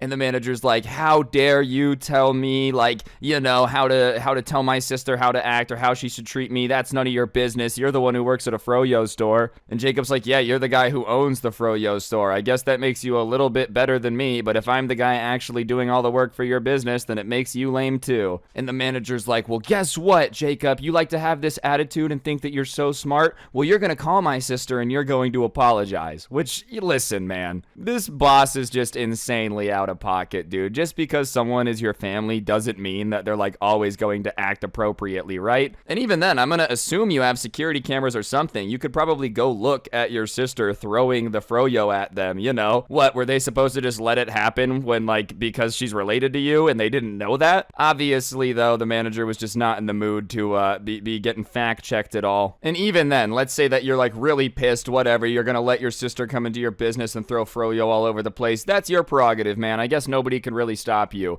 But it's nuts that you're gonna, like, make this dude pull out his cell phone and then call your family and apologize for something that they did. Like, you want to handle this between you guys, that's fine, but you can't just make him apologize for no reason, you know. I guess technically he probably could try to make him, but you guys get what I'm saying. Like, I wouldn't have done this either. And Jacob is like, yeah, no, I'm not going to do that. Like, there's no way I'm going to call and apologize because your sister was the one that was out of pocket. And the manager's like, are you kidding me? You're really going to go to this? It's going to come to this after how long you've worked here? You're really going to let your job be put on the line because of this, because you're too proud to apologize? And Jacob is like, yeah, I'm going to be too proud to apologize on this one because I did nothing wrong. If you're going to say that to me, you know, I'm going to put all this on the line after how hard I've worked and how long I've worked here because I was mean to your sister, who deserved it, by the way. I could say the same thing to you. Like, you're going to fire me over this after everything I've done for you? And the boss is like, well, what are you trying to say? Are you threatening to quit? He's like, no, I'm not threatening to quit. The fact that I'm here all the time doing all the work for this business and then you're going to come in here and scream at me the one time I've ever had a problem with a customer, I'm done. I quit. I'm out. Good luck, man. Best of luck to you. And he hears Jacob start coming to the door, so the subscriber kind of like gets out of the way a little bit. And the door opens and Jacob storms out and he's like taking off his uniform thing and he's like, all right, I'm out. I quit. And at that point, it was almost like the manager had a change of heart, you know? Originally, it was like he thought he was going to come in and start screaming at him, get the apology out of him, get him on the phone, and then everything was going to go to normal. But now that the guy was like actually willing to quit and walk out and just be like, good luck, bro. Seriously, best of luck to you. I'm not working for you no more. The manager was literally following Jacob out like, wait, Jacob, come on, let's talk about this. I mean, at this point, dude, I don't really feel like there's much to talk about. You insisted he apologized and then, you know, just kind of said that he's a loser for working at the place that you own. Why would he want to work there? Like,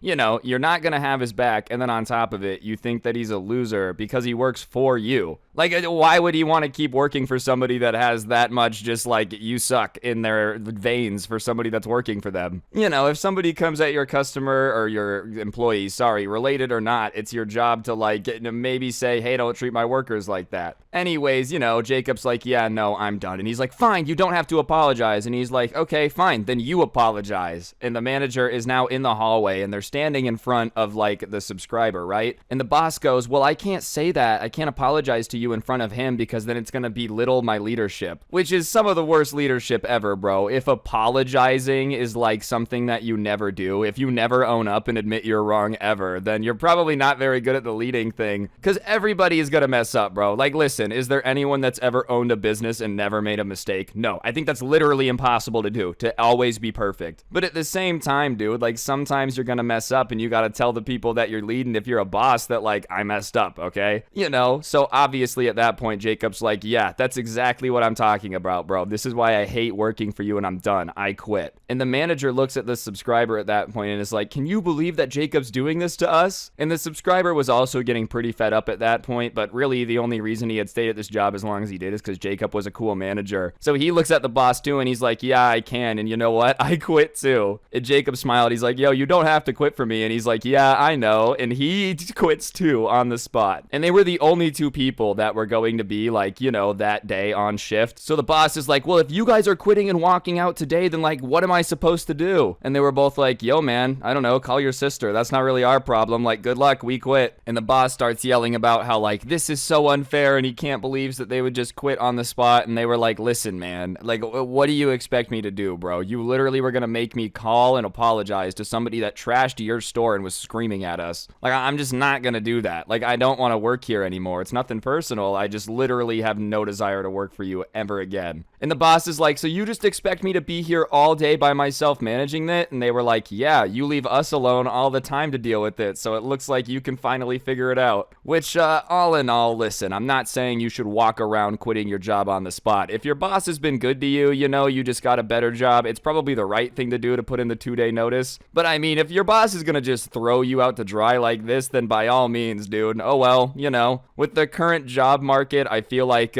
there's a huge worker shortage, so workers for once are actually a little bit more in control. Like, I don't know, man. I feel like Jacob, with the amount of experience he has, is probably going to be okay getting another job. As for finding people that have the patience to deal with Karens and do nothing about it, I feel like those people are definitely falling into harder and harder supply. You know, it's like finding diamonds in Minecraft, and you know, you shouldn't really just let yourself get ice cream thrown at you. I feel like that's a perfectly reasonable time to be like, hey, this is out of control. Anyways, they both ended up leaving, you know, and Jacob was like, yo, that actually meant a lot that you quit with me, you know, and the subscriber's like, whatever. Like, that job kind of sucked, and listening to the way he was screaming at you, it's like, what? He's just gonna promote me to manager, and then, like, I'm gonna have to deal with all that crap? No, thank you. So whatever, they ended up leaving, but to make matters worse, dude, a couple hours later, their boss calls them, and you think by now you would maybe have learned to, like, be a little bit nicer, you know, will you guys please come back, we can work it out, you know, like, I'll make sure that the Karens can't attack you no more. No, instead they both got, like, an angry voicemail that was screaming at them and was like, you're the reason that I had such a bad day, you know, and you guys suck, and you're never allowed to work here again, you're fired. Which, to me, I love, dude, just the fact that, like, he had to call, let them know that he had a bad day, and then fire them even though they already quit. It's like, hey man, they kind of already did the leaving thing. I don't really know what firing them after that is going to do. All right, ladies and gentlemen, so I don't have any step parents. I'm not too familiar with the concept of it. That being said, I can certainly understand why you wouldn't like somebody that's, you know, new in your life, destroying your favorite things. Even if they're old in your life, destroying your stuff's a good way to make somebody not like you.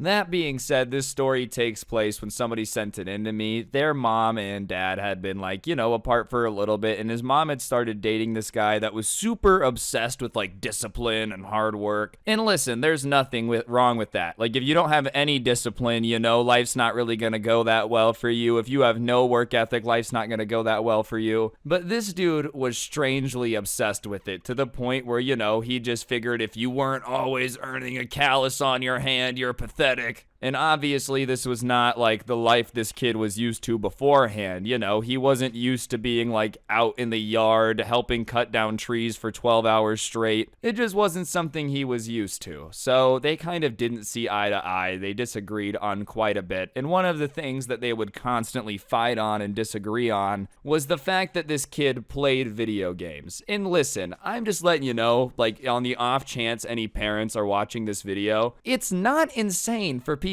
to play video games anymore, all right? Like, I get it, you know, you think it's weird that somebody can play a video game for 4 hours straight, and I get it, you know, that's probably bizarre to you, but this isn't the 1980s anymore. Like, it's not the case where everybody playing video games has no friends and could not muster the courage to talk to a girl if they wanted to. Anyways, this stepdad was basically insistent that this kid's Xbox was like the root of all of his problems. You know, it was the reason that he didn't have straight A's. It was the reason he wasn't a millionaire yet, even though he wasn't old enough to have a job. You know, basically anything that the stepdad didn't like was taken out on video games. So they would argue about it a lot. And one of the other things that they would argue about a lot was the fact that he had a C in this class in school. And literally the rest of his report card was straight A's. He had one C, and the C was because this teacher and him just really did not get along. Not to the point where the teacher was, like, sabotaging his grade or anything, but I think you guys will understand. If you've ever had a teacher that's just kind of got it out for you and doesn't like you, it makes it really hard to do the whole learning thing. You know, it's hard to stay focused in class when it feels like you and your mortal enemy are locked in a battle. Forget paying attention. And on top of that, it's not like they're tossing you any favors when they're grading any of your work. You know, if they don't like you, they're grading you a little bit more harshly than they are the teacher's pet. Anyways, of course, these two arguments ended up combining, and the stepdad was like, the reason you have a C in that class is because of the Xbox, blah, blah, blah, blah, blah, and obviously, you know, he disagreed.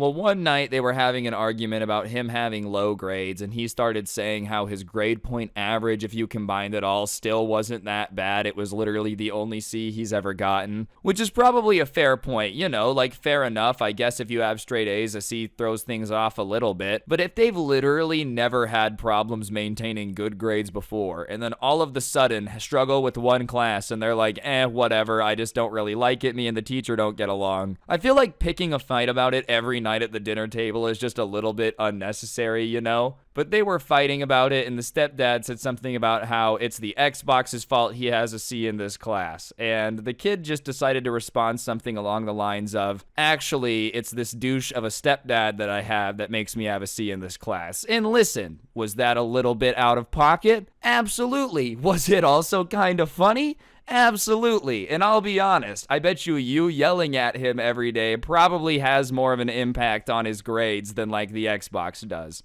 Regardless, the stepdad gets incredibly upset at that, you know, and starts talking about how, like, he doesn't need to be talked to with that disrespect, blah, blah, blah, blah, blah, and how this kid needed to respect him. And that's actually one of my biggest pet peeves on the planet, is when people are like, you have to respect me. Because in my opinion, respect is a two-way road, right? Like, if you respect me, I'ma respect you. That's just the way it should go. But nah, if you're gonna be talking crap, calling me stupid and not respecting me, then like, I have no obligation not to roast you, you know? At least that's the way it makes sense in my head. Like, if y'all have settled the beef, okay, there's no reason to go stir up the pot again. But in the middle of an argument, if you're calling someone stupid, they're allowed to call you stupid back. You know, there's no need to rehash a bunch of old stuff. But yeah, if you're not gonna respect your stepson and call him an idiot, he's allowed to call you a douche. It's even in my mind. Regardless, that really sets him off. He's like, you really don't respect me, huh? And, you know, another thing that I would say, and I'm not saying the kid was smart to answer this question the way he did. Sometimes you don't ask questions you don't want to know the answer to. And if your stepson just said, I have a douche for a stepdad, and you and him are constantly fighting, maybe it's not the time to ask, do you respect me truthfully? Because I just feel like no matter what he says, you know it's not going to be an answer that you would like to hear from that question, you know? Anyways, he goes on about like, no, I don't respect you. You suck. If you weren't married to my mom, I wouldn't listen to a word you say, which, you know, brutal to be sure. But I also feel like, I mean, if you weren't married to his mom, you wouldn't listen to a word you say is like kind of fair. If you weren't married to his mom, you wouldn't be his stepdad, right? So you'd just be some dude. Like, why would he listen to you? That's a fair argument. I don't know. If that's really not fair, then I wouldn't know, but hey, that sounds fair. Anyways, the stepdad at that moment freaks out and he's like, this is all the Xbox fault. If you didn't have that Xbox, you wouldn't be treating me that way, which is honestly like a little delusional, bro. I don't think the gaming system has anything to do with this relationship not being good. Anyways, he storms upstairs. So obviously the subscriber storms up after him because he has no clue what the guy's going to do. You know, is he going to go use the restroom, take a shower, destroy his room? Who knows? Regardless, he follows him and he starts walking towards the subscriber's room. So he's like, hey, what are you doing? Don't go in there. Don't go into my room. And he looks at the kid and goes, no, I'm going in your room. This is for your own good. And he opens the door and he walks over to this kid's setup. And, you know, I wanted to make it clear because he made it clear in the message he sent. The stepdad did not pay for the setup at all. Everything he had in that setup was, you know, from his mom or money that he had or like stuff that his dad had given him, you know.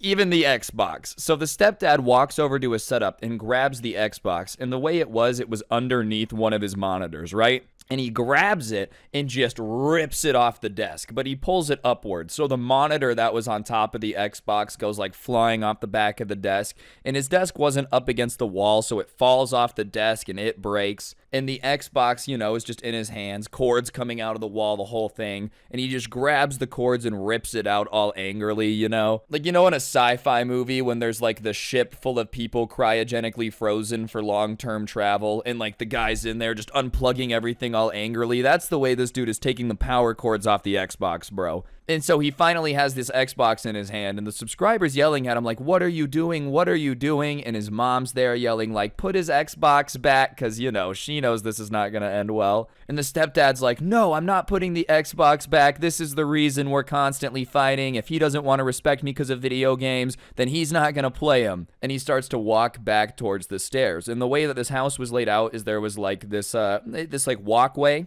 along close to the stairs where like there was a wall on one side and a little half balcony railing thing, where you can like look down into the living room from upstairs. And he walks over to it and he has the Xbox in one hand and he just lifts up and throws it down as hard as he can, straight down. And obviously electronics are not the toughest things in the world, so falling like a floor onto tile is not great for the Xbox. It hits the ground, the casing pops open, stuff's flying everywhere. And like I said, he had thrown it down. It wasn't even like he just let gravity do the work. And he had thrown the Xbox so hard down onto the tile that one of the tiles had cracked. And obviously at that point, this kid is pissed. He's like, "You crazy person, what did you just do? That wasn't yours. You're gonna be buying me a new one."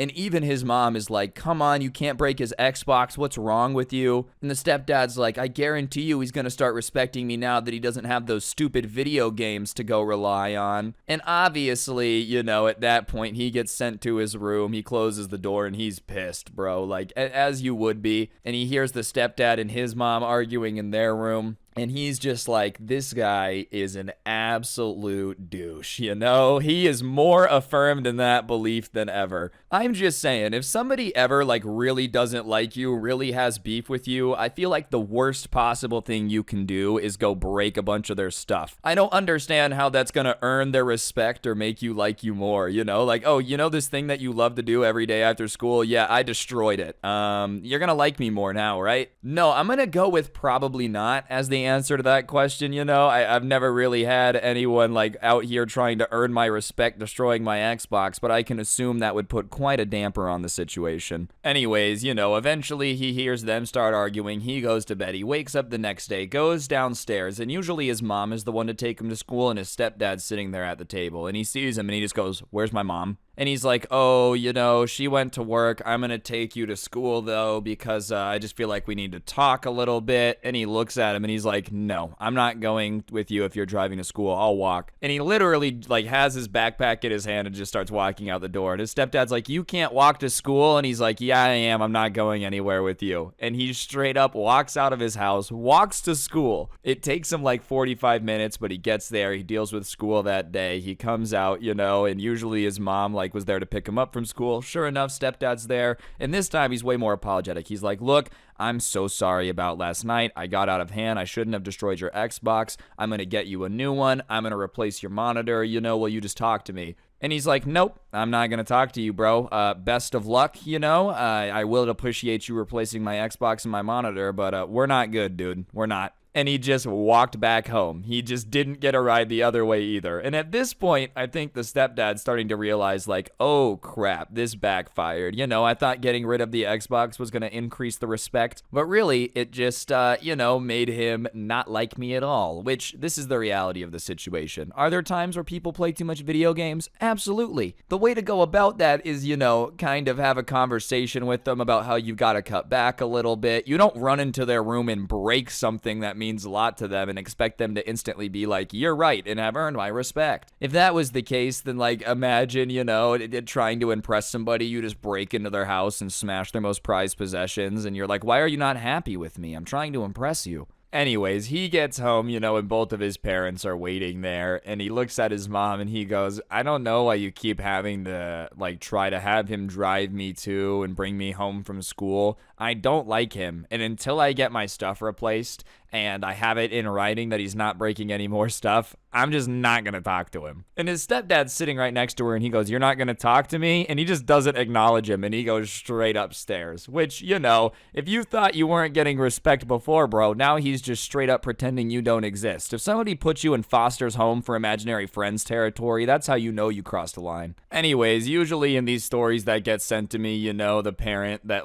is married to the step parent doesn't have the kids back and is like, "No, you just got to get over it." Thankfully, that wasn't the case in this time, because this kid woke up the next morning, went downstairs. There was a monitor, Xbox on the table, and a note from his stepdad apologizing and saying he wouldn't break anything again. Which I feel like all in all right, would I have the balls to walk in, demand a letter and new electronics? Probably not. But hey, bro, you miss 100% of the shots you don't take. If somebody breaks your Xbox, nothing wrong with asking for a new one, in my opinion. Especially if it's a situation situation where they just want you to go back to normal, bro, you're like, listen, man, you destroyed my thing. You got to replace the thing. Even after that, though, obviously the relationship didn't go back to like being great. It wasn't great in the first place, but you tend to trust somebody a little bit less after they break a bunch of your stuff. So to this day, their stepdad is still like being incredibly nice to them, which is probably the way that it should be. You know, that should have been that way from the start. But like, it's like they feel just incredibly guilty about everything that happened, you know, destroying the Xbox, how mad it made them at it. So in a weird way, it did actually end up solving quite a bit of their problems. You know, they still disagree from time to time, but whenever they do disagree, it's a lot less running up the stairs and destroying the Xbox and a lot more, all right, we can agree to disagree, which is the way it should be, bro. I'm just glad this kid's mom had his back. Could you imagine if she was like, that's ridiculous. You have to go get a job now to buy your own Xbox, and we're sending you to military school for not respecting us. Wakes up the next morning.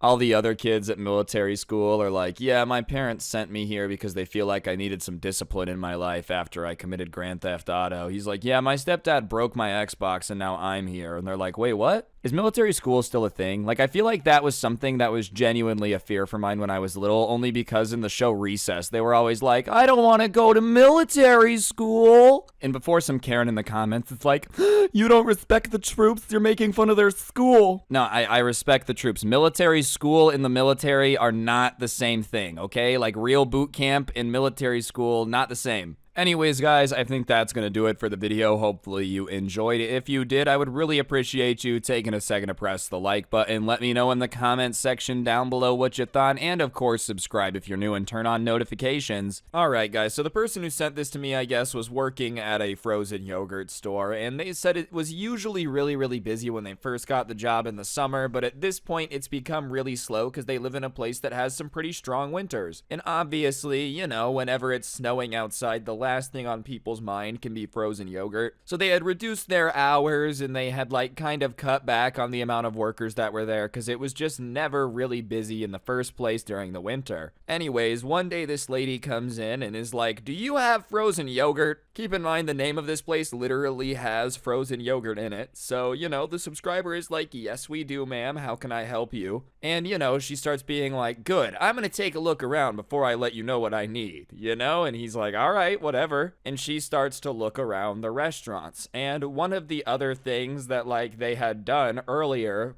because of the winter season is they had only kept, like, the really popular flavors. You know, the kind of, like, less popular flavors that weren't selling as much. They just decided to not have in the winter because there wasn't enough people coming and getting it to make it worth it. So they had the really popular flavors, but about half the machines didn't have anything in them just because, you know, it was just not worth it to be ordering the supply. And she notices that half the machines are empty, and instead of like calmly asking what had happened or, you know, asking what the flavors were, she gets angry. Why do you not have all your flavors ready? What is wrong with you? You have these machines here that are empty. You might as well just put a sign on the door that says false advertising if you're gonna have machines that look like they would have frozen yogurt but don't have frozen yogurt. I wouldn't even have walked in here if I knew half the machines were empty. And he's just kind of confused because he's never seen someone that mad at the machines being empty. It's not even like they have no frozen yogurt. They just don't have like banana flavor. You know what I mean? Like stuff like that. And so he tries to explain to her that, like, you know, the winter's not necessarily very busy at a frozen yogurt store. So in order to cut down on costs a little bit, his boss had decided to not stock all the unpopular flavors. Not that people didn't get them. It just like people weren't ordering them in the winter, you know, and he figures that makes sense because it tracks logically to me that like frozen yogurt is less popular when the entire world is frozen around you. And she apparently just disagrees with that. She's like, that's the stupidest thing I've ever heard. Why would you not carry flavors in the winter? Everybody knows that frozen yogurt is like one of the most famous winter Christmas treats of all time. And I'll be honest, I've literally never heard that before. I've never heard somebody be like, my favorite Christmas dessert is frozen yogurt. Maybe it was specific to her family, but like, is that a thing? I've never heard of ice cream being a Christmas thing. And neither had the person who sent this in to me, so they don't really know how to reply to that. Like, what am I supposed to say to somebody saying that ice cream's a winter snack? And so they're like, well, okay, either way, we're not very busy lately, so I guess a lot of people don't look at it as a winter snack. Which I feel like is a very respectful way of saying, if you look at it that way, that makes sense, but like, not a lot of people do, so it doesn't make sense for us to carry all the flavors just for you. But she assumes that he was being sassy by saying that, and she's like, is that back talk? And obviously, it wasn't back talk, so he's trying to nicely explain, no, obviously, I'm just saying that we're not very busy this time of the year. That's why we don't have the flavors. You said that it was stupid of us because it was a winter treat, and yet frozen yogurt's very popular in the winter, so I was just explaining that, like, I don't know where you're from, or, what frozen yogurt shops you're used to, but we're not very busy in the winter. And instead of just being like, oh, okay, miscommunication, she says, you're lying to me. You're lying to me about how busy you are. Now I know you're lying because I know frozen yogurt places are always busy. Give me your boss's number now. And the worker is just confused, right? And so he's like, ma'am, are you sure that you want to call my boss? I think there's a misunderstanding. And she's like, give me the number to your boss now. And he doesn't really know what to do. She's not leaving. So he finally breaks down and is like, all right, I'll hand over the number. And usually if there's a chain and they call the boss, like they just sell out the employee pretty quick. But this was like a frozen yogurt stop that was owned by a family in town. It wasn't his only business. He was like a big businessman, but it was owned by a local guy. So that way his kids could have a job in high school. He wasn't one of his kids, but like it was one of the kids he had hired to work there. So he hands him the number and is like, all right, go ahead and call. And I think that Karen was expecting it to be a corporate number where she was just going to be able to bully whatever worker was on the other side. But she calls and surprisingly he answers and he's like, hello, how can I help you? And she just immediately starts screaming. She doesn't introduce herself. She doesn't say she's calling about the frozen yogurt shop. Why do you not have all your flavors of yogurt? Everyone knows that frozen yogurt is very important to have a mixture of flavors. And if you have half your machines empty, then I don't understand how you expect me to find this business reasonable. It's disgusting. Why are half your machines empty? And she had put him on speaker, I guess, to flex like what he was gonna say back to her, and he just kind of is like, well, I don't know what you're talking about, but it's not very busy this time of year, and those products add to our cost. So because it's not busy, we got rid of the products people don't order. And to me, that makes perfect sense, right? Like, I'm very much following the logic here. I understand why you would make that decision, obviously. That being said, dude, apparently the Karen just disagreed. Was like, no, I'm not tracking the logic here. I just want to know what happened to make this lady feel like frozen yogurt is like, it's so important to have 30 machines of flavors, one. And on top of that, how dare they not have all the flavors ready in the winter? Because everyone knows that frozen yogurt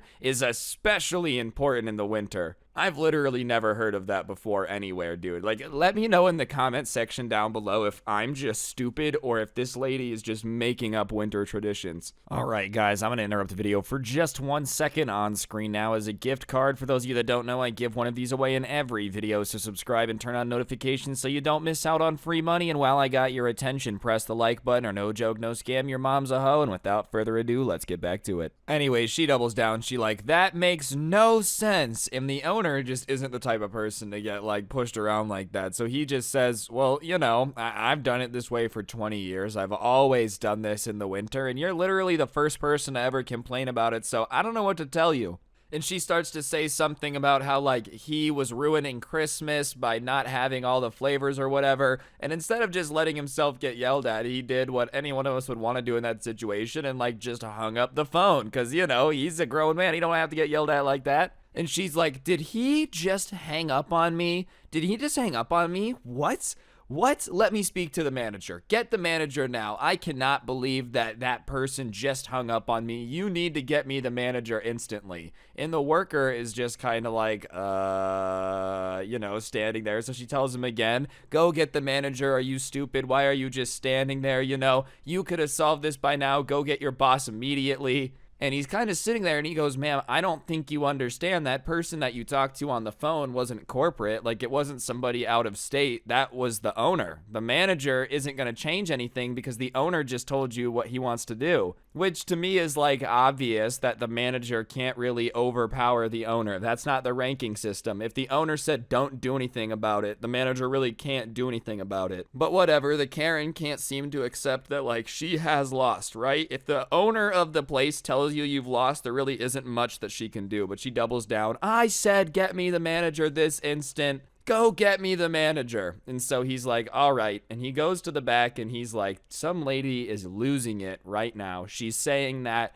we are basically ruining Christmas because we don't have all of our flavors ready, and that, you know, she wants us to do something about it. I don't know what she wants us to do. We don't have the flavors, but she insists on talking to you. And so the manager's like, all right. And so the manager comes out of the back room, and Karen takes her froyo that she has in her hands and just throws it at the manager. And his manager ducks, like she manages to dodge out of the way because she had just been in the back making ice cream. And Karen at that point just decides to run out of the store. Like she literally said, go get the manager, just so when the manager came out, she could throw frozen yogurt at her, which has to be one of the pettiest dodgeball moves of all time. And she tries to make a quick getaway, right? Like lickety split running out the door. The only problem is she's not agile at all. And she gets to like the pole door and she just pushes into it. So it doesn't go anywhere and she just like slams into the door. And she bounces back and falls down and everybody's like, what's going on? And she gets up and scrambles to like get out of the door as fast as possible. And the second attempt gets better. You know, it did take her 2 tries to outsmart the door, but she manages to do it. And she leaves. And as she's leaving, she's like, you guys better not call the cops. And like, obviously they weren't going to call the cops because like, what were they really gonna do? You just threw froyo at them and like said that it was against Christmas or whatever. And they decided that like there wasn't really much that they could do other than what they could do anyways, which was banning her. So they were like, if she comes back, just don't let her come in. And obviously they just accepted the fact that sometimes people are nuts.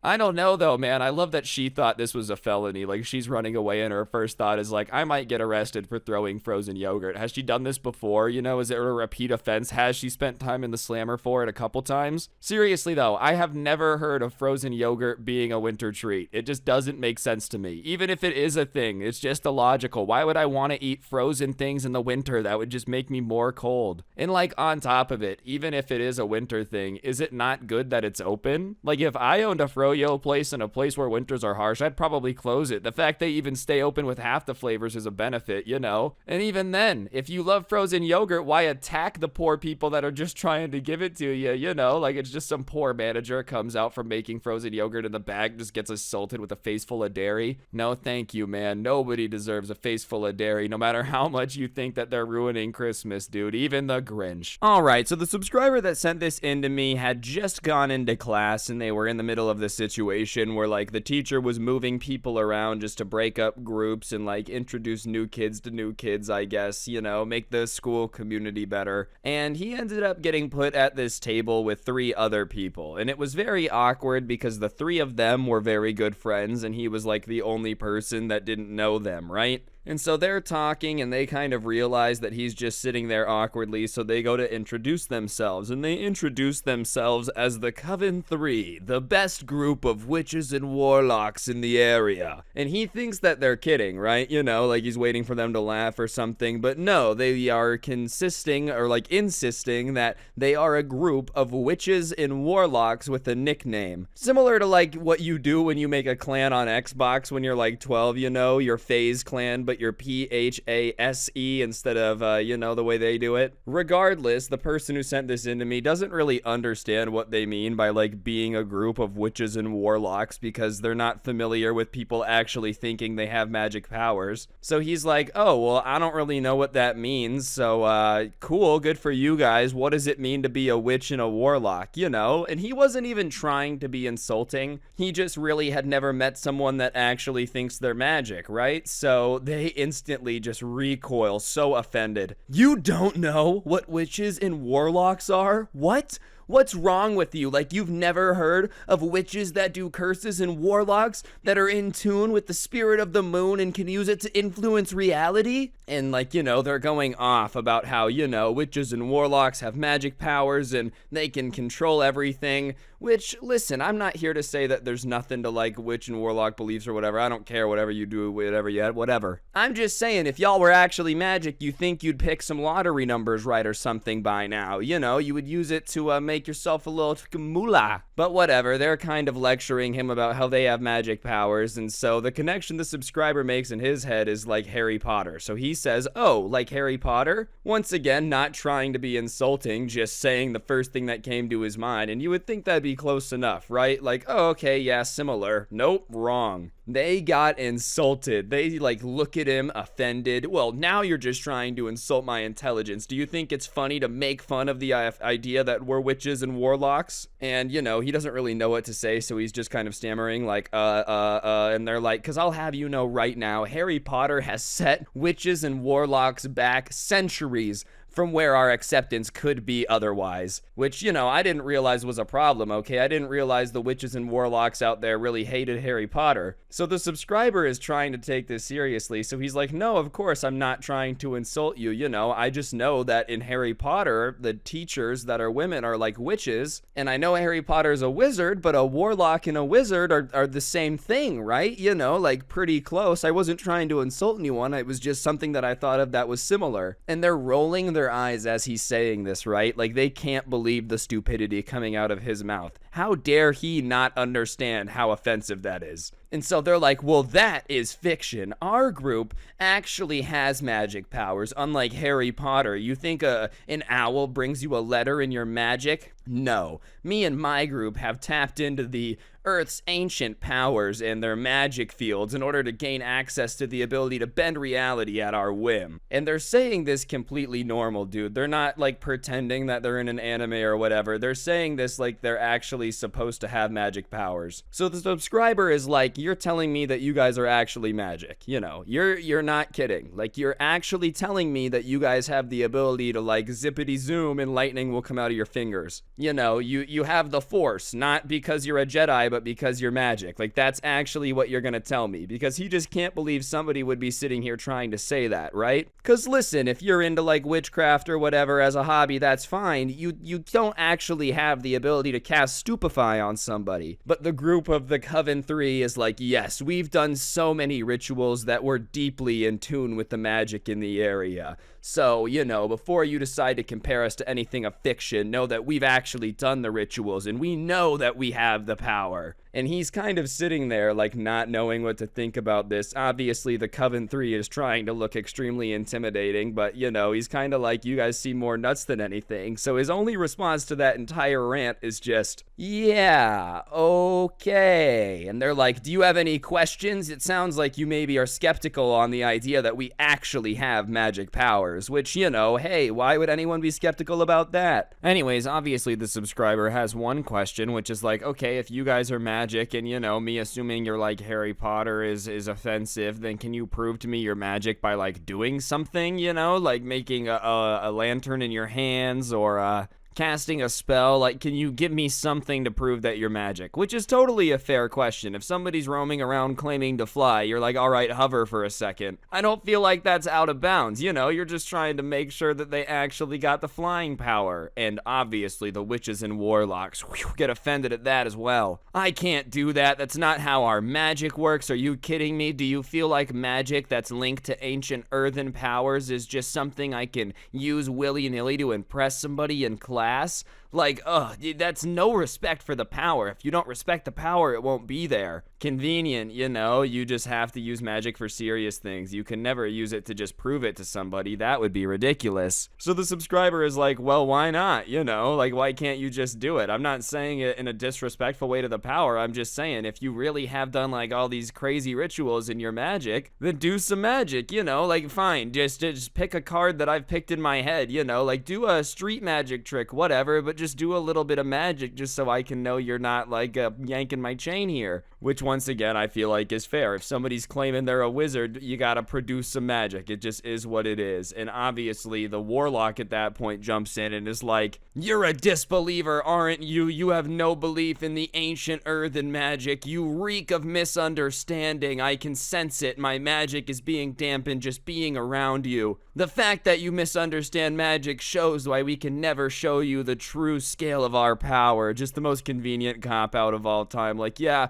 I would totally show you my magic, but you just wouldn't understand it. And the subscriber's like, I'm just saying that if you have magic powers that you need to do a bunch of rituals for, but it's also magic powers that you can never use for anything fun or show to anyone, it seems kind of pointless. Which is true, man. Call me a non-believer, call me crappy, but like if I have to do all this crazy stuff to get the magic powers, but the rule is I can just never use the magic powers, then it's like, well, this was not really worth it at all. Is it a situation like when you sign up for a timeshare, you know? Anyone who signed up for a timeshare can't admit that a timeshare sucks because they've paid for a timeshare. But we all know for a fact that a timeshare sucks. Everybody that doesn't have a timeshare doesn't like timeshares, you know? Regardless, they get all mad at him and they're like, we're going to curse you for daring to challenge us in the validity of our magic, you know? You're going to pay for that. This curse is going to ruin your life. And the subscriber that sent this to me literally can't believe that they're threatening to curse him now. So he does the only logical thing he can do and just goes, ooh, shiver me timbers, which is like the only reaction you can have to somebody saying they're gonna curse you. Anyways, at that point the teacher comes over because it was getting pretty loud and disrupting the class, and she's like, I did not move you guys over here to fight, so you guys need to get it together and figure out how to work as a team, otherwise you're all going to the principal's office, and I don't have the patience for this right now, so you know, if you want to spend the rest of your day in the office, then keep it up, but if not, I would just get along. So they all just go silent for the rest of class. But the witch and warlock, you know, the Coven 3 just can't help but keep threatening him, and like by writing him threatening notes, and I'm doing air quotes around threatening because they weren't necessarily threatening as much as they were like kind of cringe fan fiction, you know? They're writing him notes and passing it to him. He's like not even wanting to open it because it's obviously just some weird note, and so whatever. Finally, after passing him a bunch of notes, he opens it.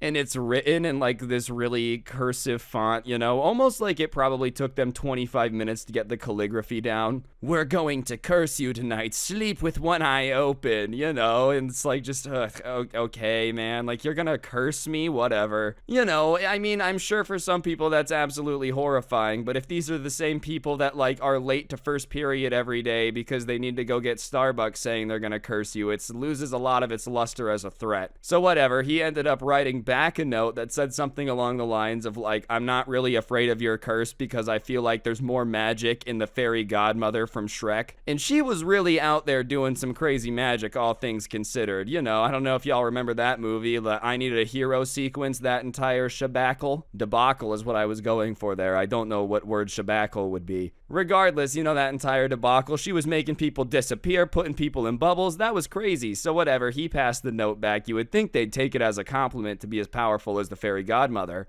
But they start losing it. The witch that hadn't said anything to that point starts screaming, oh my gosh, the fairy godmother is not a witch. It's not the same thing. Just insanely offended, which to me is hilarious, dude, because it's like, listen, if Harry Potter isn't, you know, fair enough, the fairy godmother's not fair enough, what witch or wizard, like what magic representation can you compare yourself to then? You know what I mean? Like, I don't know. It's just weird. And on top of it, if you're going to be losing it over anything, it's just weird to be losing it over the fairy godmother from Shrek. Like, to just be disrupting the class, losing your mind over a non-fiction, or I guess absolutely fiction, hopefully not non-fiction character, especially to the point where the teacher's already said that if you keep doing that, they're going to send you to the principal's office. So of course the teacher comes over, sends the person that just screamed to the principal's office, and so the witch is leaving and she's like, look what you did, you know, as if it's the subscriber's fault that she decided to start screaming about Shrek. So after she leaves, the rest of the Coven 3, you know, the Coven 2 now is like, oh, we're really gonna curse you now. You got our friend in trouble, so we're gonna extra curse you. Like, we're gonna go above and beyond to make sure this is the worst curse that you've ever had on you. Keep in mind, they had already been threatening to curse him, right? Which, you know, in my mind means that, like, the curse before was the light mode. mode. I know they don't really do light mode apps anymore, but like,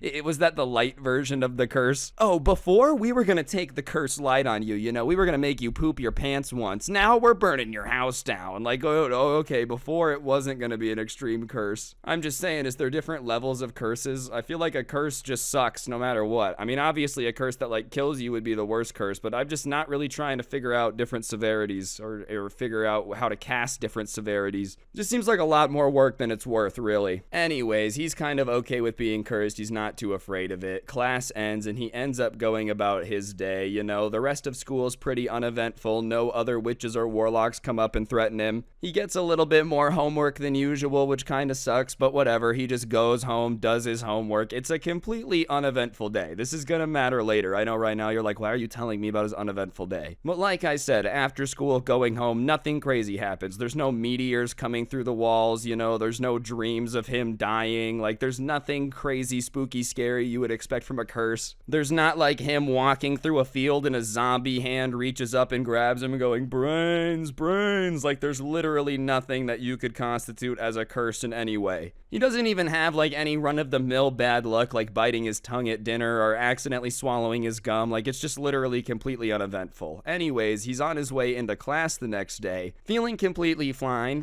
because the day was uneventful, and so he's walking in the Coven 3, all the witches are standing there, just like arms folded, dirty looks, making him, feel a little uncomfy. And as he's like going in, he just goes to walk by him and they block his way and he goes, "Excuse me," and they just don't move. And they're like, "So, guess who decided to show up today?" And he's like, "Yeah, of course I showed up today." And they're like, "Oh, we're just surprised you showed up today because we're gonna assume last night was pretty rough, wasn't it, huh? You tell us how last night was." And obviously their arms are folded. They're like asking him about how rough last night was, as if, they know for a fact he had a horrible night. And he's not sure if they like thought they jumped him but got the wrong guy or what, or what they're really referring to. So in his confusion, he literally just like outlines kind of just the truth. "What are you guys talking about? Last night was fine. I mean, I had a little bit more homework than normal, but nothing crazy happened. Like, it was a pretty normal night, And he doesn't really know these people. He doesn't owe them an explanation, but he's not even sure why they're asking about his night. So he just answers it normally, that like nothing crazy had gone down. And as he's explaining that nothing really gone down, there's no fear in his voice or anything, and the warlock and one of the witches kind of has like their face change and is a little bit surprised. But the one witch who's like in control of the Coven 3, the leader, is like, "Yeah, sure, there's no way last night was uneventful. We used a pretty powerful spell on you to make sure that you had yourself the worst night ever. Trust me, it was one of the most powerful ones that we've ever cast. There's no way that last night was uneventful. I guarantee you were having night terrors like crazy. I bet you there was tons of bad luck, wasn't there?" And he's standing there confused because there just really wasn't a whole lot of bad luck. So he's like, I guess if that was your most powerful spell, you need to work on it, because my night was completely normal and fine. It was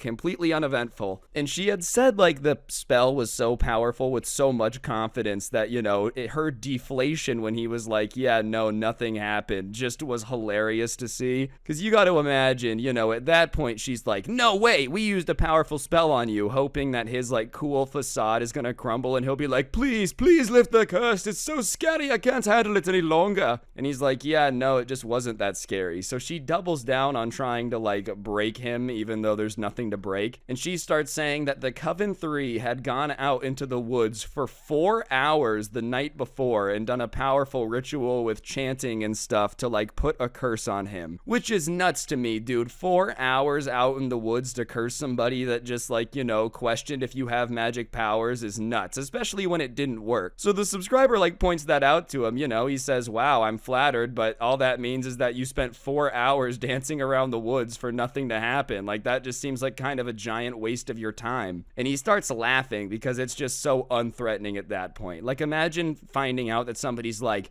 "Oh, guess what? We followed your car for 4 hours last night." And you're like, "I didn't drive for 4 hours, man. They just followed the wrong car." Like, yeah, it's creepy they were trying to follow you, It sucks they were trying to curse him, but at the same time, they were the idiots roaming around the woods just chanting stuff for 4 hours and got nothing out of it. And so when he starts laughing, they get angry and they're like, "We know your parents fought last night and that you had night terrors. We know that was the curse that we put on you." And, his parents hadn't fought the night before. He hadn't had any night terrors. But once again, she had just said it with so much confidence that it just made him laugh more than anything. And at that point, he starts to feel bad for him. Like, all the fight he had in him to argue with him and make him feel stupid starts to leave because he's like, "Oh, you poor guys just stood in the woods for 4 hours for no reason." So he's like, "Hey, I don't want to fight with you guys," but literally none of that happened, all right? My parents didn't fight. I didn't have any bad dreams, so I don't know, man. Maybe, like, the moon wasn't powerful enough, your ancient earth powers need a reboot or whatever. But all I'm saying is that your magic didn't work. And he wasn't trying to be condescending. He just didn't know how to talk to people casting spells, but I guess that was very rude because the lead witch of the Coven 3 slaps him at that point. I guess to really own him, if the curse wasn't gonna inflict any damage, your palm might as well. So she just gets a good, nice slap. And they're in the hallway before class at that point. They wouldn't let him in. So everybody that's out in the hallway sees the slap. And as you do in a situation like that, when you watch somebody just get slapped a little bit, you just go like, "Oh."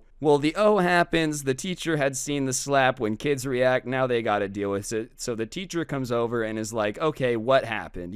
Why are you slapping him? Like, what's the situation? Why do I have to deal with this again? I dealt with this yesterday." Teacher's rightfully annoyed because I'm sure they thought that, like, moving the tables around, shifting people around was going to make things easier, maybe cut down on the drama. Now they're out here with Scooby-Doo and, like, the Coven 3 cursing people and whatnot. And the lead witch that had slapped him is like, "He's making fun of our witchcraft and saying that our spells are fake because they didn't work on him. But just because they didn't work on him doesn't mean that they're fake." Which, I don't follow the logic there. I feel like if you spend 4 hours swearing that you casted a spell and that spell doesn't work, then, like, there's no way the smaller spells work. If 4 hours of dedication can't get your magic to work, like, you expect me to be afraid of you casting magic on the fly with no preparation in, like, 2 minutes? No, because that's a 95% chance that's not working, But whatever, the teacher doesn't really have the patience for any witchcraft or wizardry whatsoever, and they're just like, "Well, you aren't magic, and you can't slap people even if you are magic because they don't believe it, so you need to go to the deans now." And so the witch ends up, like, reluctantly walking to the deans, probably kind of scared the entire time because,